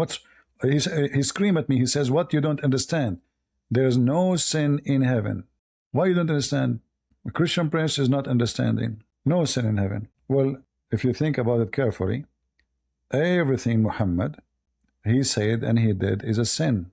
And when the Muslim confirmed that to me, obviously he is confirming sin. Islam is a religion of sin. I found a video actually here. This guy was saying to me, there's no sin in heaven. He screamed at me. Like, why you don't understand? What's wrong with you? Why you don't want to understand? But why would only the righteous go into heaven? That wouldn't make any sense. You have to do righteous things to go to heaven. Yes, Abdul. Yeah, hello. Hello. Yeah, hello. What happened to you? I want to show a hadith to you. No, why you don't read this hadith for us in the screen? Because that's the topic of the woman in New Zealand. No, I'm talking about this hadith now. We passed that. What do you think about your prophet saying that the best of Muslims, the best of mankind are the Muslims because they put chains around the neck of people? Yeah. Let us go to where I speak about the heaven. Give me a second, because I don't know where in the video he mentioned that. This video is long, so let us see. Like, by my will, I will forgive your sins. Where it says that? Where it says that? Doesn't say. Oh, but that's the meaning. That's the meaning. No. It's not up to you to say this is the meaning. It says, he said, I heard Allah Messenger saying, touching them erases sin. Yeah. Okay, touching them erases sin. That's it. You touch them, you sin. We need to find exactly where, you know, the Abduls, they insist, one of them, like one after one, they keep saying to me, what's wrong with you? Why you don't want to understand? There's no sin in heaven. There's no sin. So it should be in this video. Like, what's wrong with you, Christian Prince? Okay, well, just wait a second, please. I want to quote. Yeah. Anyway, maybe you can watch the video yourself and find it. I will post the video for you. You can find which minute he said that. No sin in heaven. What's wrong with you? Screaming at me. There's no sin in heaven. The Quran says that. Whatever you wish. And you know that this is a fraud promise because cannot be true. If you go and see what you know, when we say criminals, what the criminals they are about. Criminals, they wish to have something is not lawful for them. And if we say to a person whatever he wish, and this is a promise of God, will that mean his wish? What if his wish is against your wish? Either we are able to preserve the command, whatever you wish, or we cannot. What if somebody, he is a gay, he decides to sleep with you? This is his wish. The Quran says whatever you wish. So which one we would do? That means here, that's it, you have to accept. But what if it is against your wish? CP. Yeah. Also, wouldn't I also go against it? Because let's say if you're in heaven and someone else is in hell and they're your friend, you can just wish they were in heaven with you. So he has to approve it because it's anything you wish. Yeah. There is tons of things here. It's just a stupid. But as usual, you know, if we want to talk about what makes sense, nothing in Islam makes sense. I found a video here, it's short. Maybe this one can give us a better. This one is so long. This one is 3 minutes only. Let's see. Are you in the heaven allowed to have sex with men? I don't know. Maybe yes, because but in heaven, Allah promised that you will have anything that you want, you desire. Okay, so why? What kind of religion? It is yes to have sex in heaven with men, which means you will be a homo, but it is haram to be a homo on earth. What is the logic? Only God knows. Maybe because in heaven there is no, we don't have that shame. Like we think it's wrong, but in heaven we don't have the wrong and the right. Everything is right. So in the heaven, it's a hippie place. You do whatever you wish. You take your penis, you put it anything in front of you, even if it's a goat. Maybe, yeah. According to Islam, it's say like this, yeah. Well, that's a wonderful religion, my friend. So what is the point of saying that being a gay is a sin then, if it is going to be okay in heaven? Okay, in the heaven, it says whatever you wish, as you said. If a man, he like to have sex with you and he want to do bang bang to you, do you have a problem with that? Of course I have. But to God, he said to him whatever he wish. He have to keep his promise. So now how Allah can maintain his promise, whatever he wish, if he wish to have you? I don't know. Maybe, can I ask you a question if you don't mind? I'm not a gay, my friend. Let us continue with the conversation. So what kind of God, he says to us, whatever you wish, but he cannot keep his promise because he like to have sex with you. Maybe you are very handsome. So now how Allah will solve the problem? Here we go. You don't want to give you don't want to give him your anus, but he like to have your anus. How we can solve this issue? What do you think about Allah? How he will solve it? Because I think maybe Allah, he will provide him that like, I don't know, but if you ask me, according to my knowledge, maybe Allah will provide him the pleasure or imagination. Or maybe Allah will create like an implement of your anus to keep his promise, like he will make two of you. Yeah, maybe, I don't know. Oh, okay, so guys, maybe Allah, he will make two of Mr. Ali, one to that guy to F, and one is this one. So okay, that makes sense. Now, my friend, if you go to heaven, I am asking you a very serious question. Take it into consideration. You are now a Muslim who is going to enter heaven. What is the first wish sexually you wish to have in the heaven of Allah? Maybe, I don't know, maybe get a good wife there. Good wife? In the heaven of Allah, you will have a good wife? I mean, she have to be a whore. How is she? How you can find a good how you can find a good wife in Allah house if you are saying to me in Quran it says that my friend, if you just say to me that in the heaven of Allah everybody F everybody, so what good wife mean? Like good wife, I mean like beautiful wife. Just beautiful. Okay, is that how Muhammad described that Allah will give you a woman? They have nice nipples and they have nice vagina and they have nice breast. Yeah, it's about who, right? Who's? No, not necessarily. Even Allah, he will import from hell special women who are prostitute, like prostitute, they work in Las Vegas. So, as you see, this is how stupid this cult is. Are you in the heaven? But this is not even the video I'm looking for. There's many videos about sin. Maybe you can find them. But they agree that in heaven there is no sin. You do whatever you wish. All of it is about effing, sex, sleep with everybody, everybody sleep with everybody, and practically it can happen. But the word whatever you wish, it is impossible, because people they have different wishes, and as long they are interact with each other. So a person, he might say he want to sleep with you, but you don't want to sleep with this person. How Allah can grant the wish for the one who made that wish, which is against your own wish? We should change the title of this video to make it wish wish. The wishy wishy God. Do we have anyone he wish to talk to us from the wish wish community? Anyone? TP. Uh-huh. So let's say every parent that goes into the Muslim heaven, won't you just wish all your kids all day with you? So that means no one's gonna go to hell. Your voice was cutting. I didn't understand. Say again. So let's say like you're a parent and you have 5 kids, right? And Uh-huh. you're in heaven. You're just gonna wish all your kids all day with you. So it's For some reason your voice is cutting badly. Maybe you can go out and come back. It's not doing good. Yeah. Can you hear me now? Okay, try one more time. Hello? I could not understand really. Yes, I was saying, let's say you're a parent and you have 5 kids, right? Okay. Then you go to heaven, but your 5 kids go to hell. You can just wish they were there with you, so that means no one's gonna be in hell. Yeah, and yeah, they will be. According to this. If Allah, He said whatever you wish, you can bring whoever you want. Then so you're right. That's a good point. What if I wish to bring Shaitan with me? Exactly. What a stupid cult. Whatever you wish, whatever. You know the story of according to Muslims, when Noah he entered the ship. Do you know how Shaitan get in? How? So Noah, the flood is started, and the last animals who is getting inside the ship was the donkey. But the donkey was so slow, and he's not even moving. So Noah, he said to him, "What's wrong with you? The flood is coming. Jump in go in the ship." The donkey said to him, "I cannot go. Somebody is holding me from my tail." Noah, he found Shaitan holding the donkey from his tail. He told him, let him. We need to go." Shaitan, he says, either me and the donkey together, or he will not. So Noah, he allowed the donkey and the Shaitan to get in, and this is how Shaitan survived the flood. True story.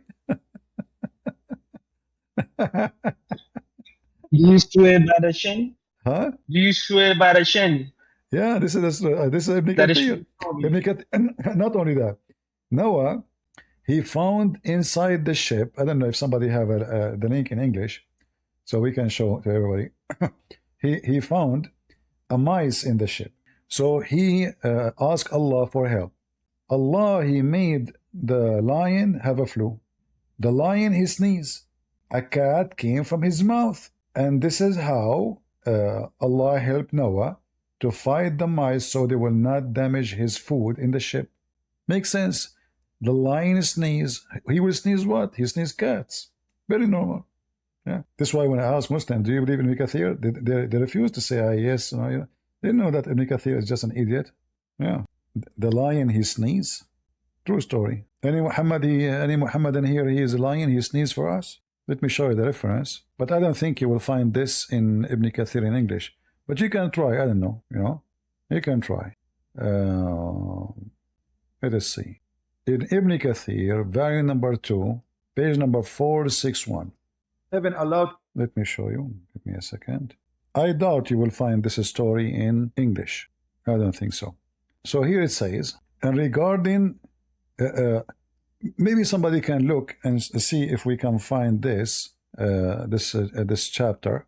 Hold on. If you can open Ibn Kathir in English, but I doubt you will find it in English, right? This is interpretation of, because you see the same verse appear in the Quran twice. So either it should be 1140 or 2327, Ibn Kathir. All right. See if you can find the story about the lion sneezing. Until then, let us go and see the Arabic one. Where is the Arabic? Did not post it here.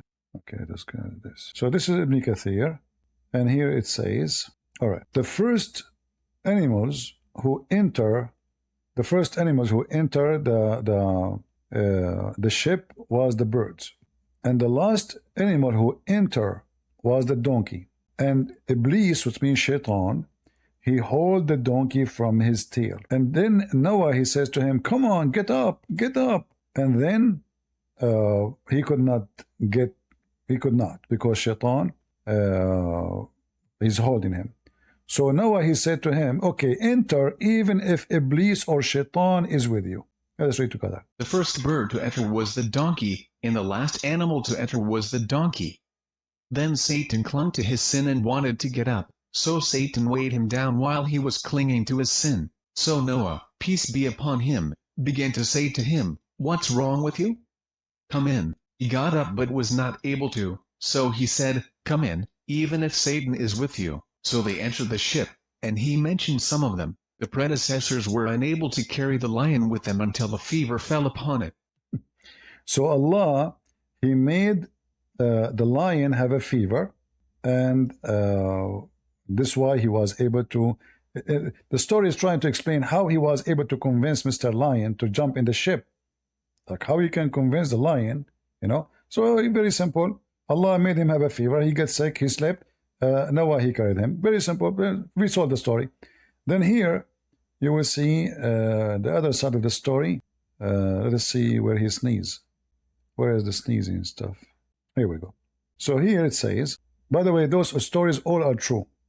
A Muslim in Discord, his name is Abdullah, he says, how we can trust CP if he is a kufr? How you trust those stories, Mr. Kufr?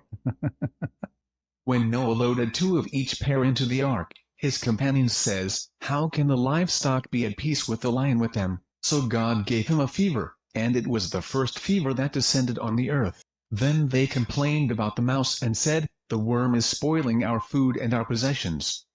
So God inspired the lion and he sneezed, and the cat came out of it and the mouse hid from it. See? Are you there? I just post the link in Discord. Maybe the admin can shorten it and post it in YouTube, please. So this is Ibn Kathir. We cannot find this information in Ibn Kathir in English, can we? Can we find this information in Ibn Kathir in English? I don't think so. I would be surprised actually if they put that in translation. I'm very sure they cut it off. The lion, he sneezed, and the cat came from his mouth. Achoo! Achoo! True story. And how Allah, he made the lion sneeze, he inspired him. It's an act of inspiration, brother.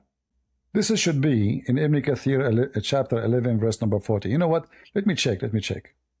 If I can find it in the English one. But I doubt that we can find such a thing in the English page. Those are the legs of Allah. So let us go to Ibn Kathir in English, chapter 11, and then we go to verse number 40. There is no way we will find it here. Yeah. Well, what we need to do, we search for the word donkey, right? Donkey. Look. You see, they did not continue the rest of the story. So they mentioned the donkey. Let me check. Maybe it's up here. But anyone see the donkey story? I see only it says the last animal enter. They cut the rest. You didn't say inshallah, that's why. Yeah, they cut it off. You see, I don't see it. Where is the shaitan, the sneeze, and there's nothing, Where is the lion, he sneeze? It's not there. They took it off. As always, they will never, there's no way they will translate this into English and people would die laughing. Do you see people how they die? Why Ibn Kathir in English is not the same as the original Ibn Kathir in Arabic? This is Ibn Kathir in Arabic. See it? What is missing? How come Ibn Kathir in Arabic have way more pages and way more stories? We cannot find them in Ibn Kathir in English. This is why I say to you, you cannot trust any Islamic books translation. This is why when you see those people, even Christians, they try to teach about Islam, they are limited in their ability to know. If I am an American born or a British or whatever, I don't speak Arabic. How I'm going to find out those stories? Here we go. The English Ibn Kathir is here. Doesn't say any of this. So now I will convince myself that I did read Ibn Kathir. I know Ibn Kathir book, but in fact you know nothing about the book. Or they filter it and they deleted all stories which is present embarrassment. So they can preserve the image of the laughable Islam so you will not laugh. Any Abdul? Who is a Muhammad and would like to join us? Mayday. How do you do? So when those liars, they try to promote a lie, we are here to get them busted. And they knew that they are no match. All so-called mathematical miracles in the Quran is a big fat lie. Your God even cannot calculate very simple number. Like when we say the Quran says, not us, that Allah, He created from the animals 8 pairs. Does that sound like somebody he have any intellect and knowledge of mathematics? 8 pairs is 16. But if you read the Quran, count 8 animals. So the stupid author of the Quran, he made a big mistake in the Arabic language. You should not say 8 pairs. For 8 pairs is 8x2. You read the verse, 2 sheep. Okay, this is 2 sheep. 2 goat, this is total 4. All right. And then you continue. 2 camels, okay, this is 6. And 2 cattle, this is total 8. Where is the 8 pairs? This is 4 pairs. Do you see it? What mathematical miracle? Your God do not know the difference between 8 pairs and 4 pairs. Those are 4 pairs. Do we have any Muhammadan would like to join us? In return, if you win, we give you 8 pairs of animals. Any Muhammadan? Nobody? Who is a Muhammadan? He dared to challenge me. Open it challenge. You show them their book, your prophet, what they say we don't accept. We are in a time where Muslims don't even accept what their prophet said. This is how da'if Islam is. This is how collapsed it is. Even their prophet, his words are not accepted no more. They try to hide behind, we know I don't accept the hadith. Well, this is what your prophet said. I accept the Quran. And then the second you start showing them the Quran, they start giving you false answers. The Quran said the sun set in murky water. No. This is how it appear. Where is the word appear? If you accept only the Quran, where in the Quran it says appear? Liars. They, anything is embarrassing, we have to bury. Anything is not, we have to publish everywhere. Any Muhammadan? We have many Muslims in Discord, look at them. But none of them dare to join us. Their wives is not approving them to join. They have to get permission from the big mama. All right. Last call, any Muhammadan? Mayday. Even Zakir Naik is not calling us no more. Maybe he's dead. What do you think, guys? Why Zakir Naik is not calling? Is he okay? I think he's dead. Kids and friends, first of all, I did not forgive Allah that I'm not dead. Zakir Naik, how I know? You're not calling us no more. Kids and friends, first of all, I'm very moody. In fact, my enemy number 1 in the world is David Moody. What? Say again, I did not get this one. My number 1 enemy in the world is David Moody. Your number 1 enemy in the world, his name is Moody? Are you talking about the Moody of India? Exactly. By the way, why is your enemy? Is that because he is a Hindu? Exactly. And is it true that he accused you that you did commit terrorist act? Exactly. And is it true that you did? Exactly. You just confess your sin. Christian breath. First of all, I am a person who do copy paste. I don't know what I'm saying. I said exactly, but I don't mean it. What do you mean? You just said exactly. I said to you, you are the one who did the terrorist. You said exactly. First of all, this was metaphorical exactly. It's not exactly. What? This was a metaphorical exactly? How it's you said exactly how that is a metaphorical. Good breath. Let me explain to you. First of all, there is exactly something happened, and there is exactly metaphorically. As an example, I. What? What? Oh, you mean AI? Exactly. So I want to say I, but I said I did not say AI. So, but you understand, this is metaphorically. So metaphorically, AI can answer you, but AI is not the person. So AI is not the person. So this is metaphorically answer. Thank you very much. And I get defeated you, by the way. Unbelievable. You know what, Muslims? Those Western now, they are doing AI. By the time you Muslims have AI, they will have a mouth. They will have a foot. You are very advanced. Any Abdul? I know you guys, you like it when Zakir Naik called me. Even Abdullah, he said he thought this is really Zakir Naik. What are you talking about? This is Zakir Naik himself. Crazy people. You think this is not Zakir Naik? A Muslim saying in Discord, my point was, God can reward us with our earthly desire. Well, no problem. God can reward you with your earthly desire. But when he said to you, whatever you wish, that is impossible because he have to grant everybody his wish. So what if somebody, his earthly desire is to boom you, and you don't like that? What if your desire to bring shaitan to heaven? You like shaitan to be with you. What if his desire to bring all people of hell to be with him? So the promise of Allah to say whatever you wish is a stupid promise. Because simply the whole idea of heaven is only certain people can enjoy it, and their wish should be acceptable. But saying whatever you wish, that is not going to happen. Prove Islam to be false. All right. Okay, we have Flower Girl. No. Are you a Muslim, Flower Girl? You want to join us? Any Muhammadan? Okay, look like we are out of customers for today. I hope you guys, you will leave your comment. I see that you know, not many people they leave comments. Actually, most of you don't even give a like, and you see like 30,000. There's only like 1,000 like. 30,000 view, only 200 comment. So, you know, I mean, we give you our time. You have good time. Just give us some of your time and say something useful. Let everybody see your opinion from what you heard. We mentioned many topics. Maybe you can, you know, point a light on something we did not mention. I did not mention. Maybe you are, you know, can do better than me. Let us see how you think. You know, exist. Be somebody. Be a thinking person. If we don't think, we are not alive. The difference between us and animals that we think, and we are not programmed. So you as a human, you have a duty to share your thinking. Let us see it. Your comment deleted. Don't use bad language. Don't use, you know, some certain word. YouTube, take it off right away. Even though you think it's not a bad word. You know, just make it normal. I don't know what this sound I keep hearing. Not sure. Is that from Discord? Maybe not. I don't know. Hello, see. Yes, Wink. Are you a Muslim, Wink? No, I just have one quick question. Since we're about to leave the broadcast, I was just going to ask you one quick question. All right. There's a hadith you did mention some time ago that Muhammad took a piece of land from somebody, or was a garden, and then he said to the person he would give him a corner in heaven, something like that. I don't know if you remember. Yeah. Can you please give me the reference, if you don't mind, please? I always post like short hadiths and things like that on TikTok, so if I can get that reference, it'll be very... Well, you know, when you heard this hadith from me, didn't I show it in the video?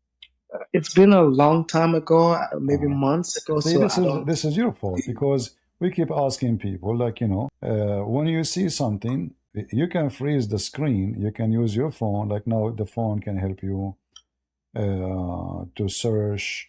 You can take an image and you search it, because it's not right. I have to repeat the same reference every few days. Do you agree with me? Yes, CP, you're right. So I will do that, but let us you know, do our part. Anytime you see anything in my videos, all what you need to do, even if there's no link, you can take a picture with your phone, right? Yes. And then you can search for the exact same thing using AI, Google, you know, search, and you will find it, even if it's in Arabic. You don't even need to understand. Then you can find the link and you can use Google Translation to translate. Okay, CP. All right. Thank you, my friend. Thank you. Anytime, any video you see, let us say, I will give you an example which is very hard for you. Like, here we go. This is a page. You understand nothing in it, right? You understand nothing. You can take a screenshot. When you take a screenshot, there's an option in Google Lens if you have Android phone. I don't know if how to do it in Apple phone. I'm not sure really how to do it, but you can check it out. So you can, after you take a screenshot, Google Lens will allow you to highlight that specific text in the picture. Doesn't matter what text, Chinese, Japanese, any text.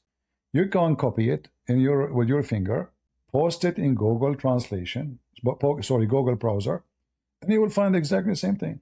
You will find exactly the same book. So like here, you know, if I wanna search for this, I just copy it. You can use first the translation if you want, because Google allow you to translate the screenshot you have. It asks you, like, there's videos on YouTube. You can search how to use Google Lens, and if you don't have Google Lens, you can download it to your phone. It's for free. All right. Yeah. Well, now he cannot find the video, but I'm sure he watched the video once, but he did not did what he needed to do. Anyway, this way you can save me from keep searching and posting.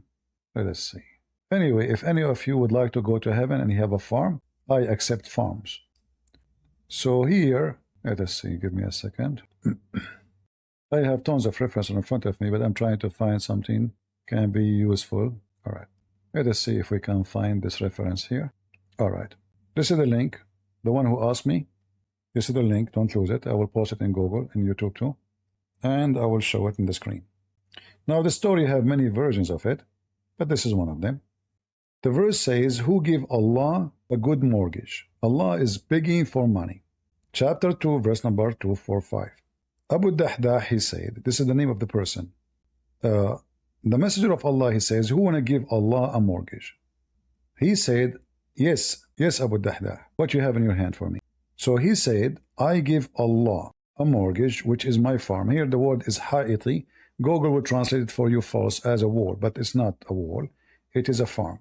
And in his farm, he have 600 a palm tree.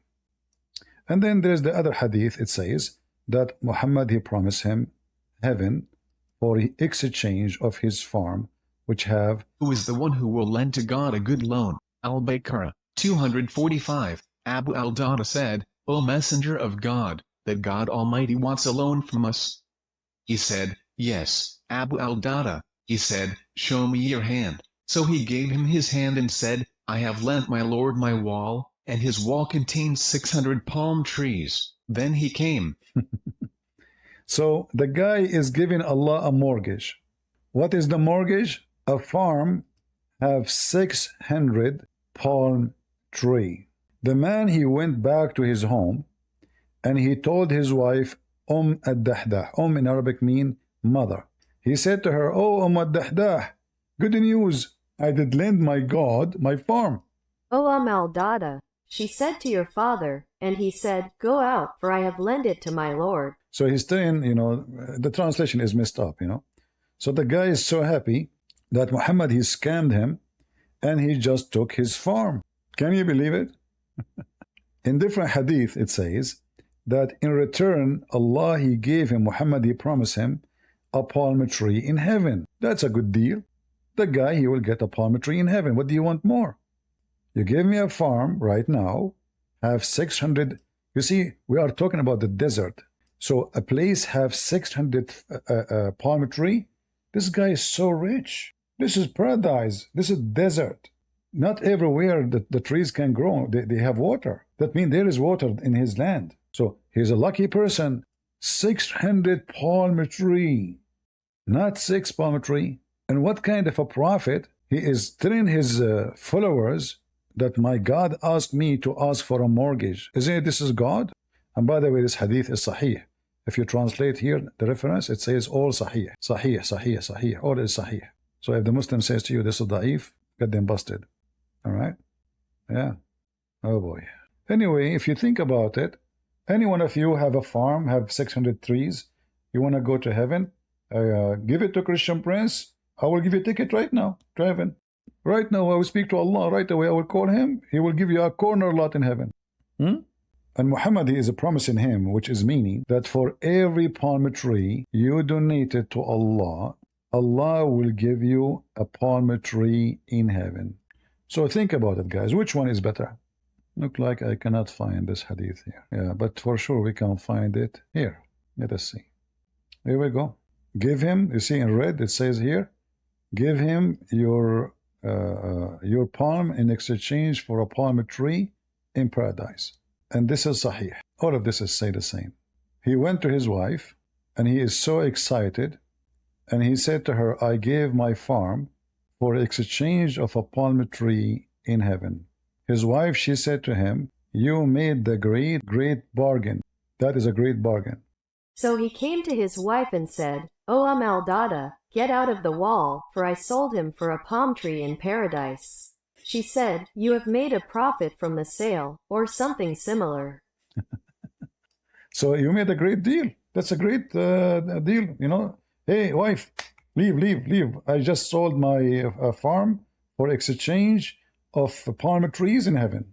You cannot beat that, can you? So if there is any Muslim here, he have a palm trees farm, you know, you want to go to heaven, contact me, brother, contact me. May Allah bless you. Allah is asking for a loan. Even Allah take a loan. Even your God, he take a loan. Do Allah pay interest for the mortgage? 6% these days, 7%. All right, I think we have enough for today. I want to say thank you all for being here. Don't forget, please, to give us a like, subscribe. Those things I do not need to tell you. It's up to you. You do it, you don't do it, it's up to you. And if you leave your comment, I appreciate to see smart comments, not just to say to me, God bless you, thank you, you know. Well, thank you very much for those words, but we need something more important, something.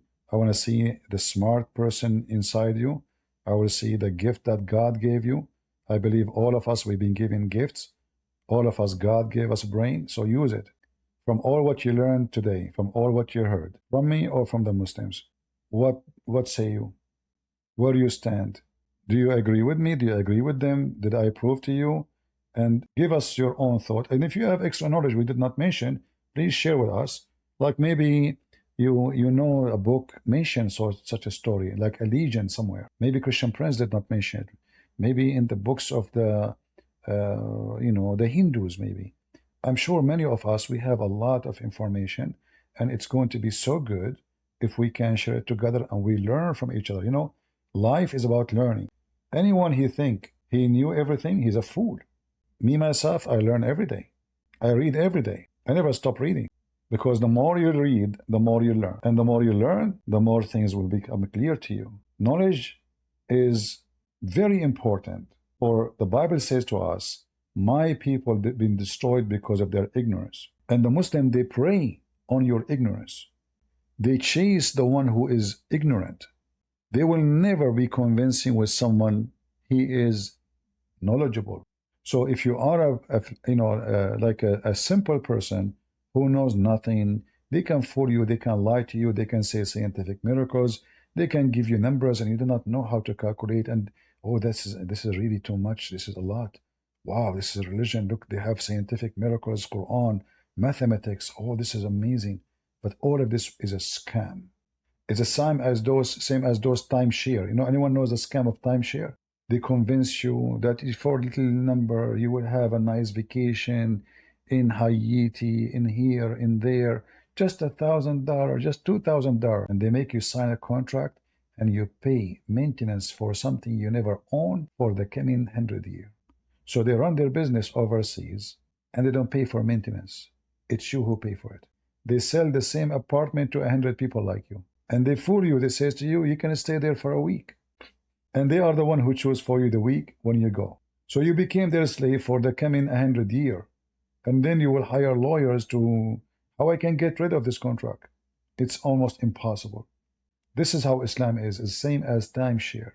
Give us your palm trees so you can have heaven. So you have a corner lot in heaven. And in order to convince you to give us your palm tree and your money, we have to convince you that this is a good investment. How we do that? We fool you with things is not true and it is a fiction.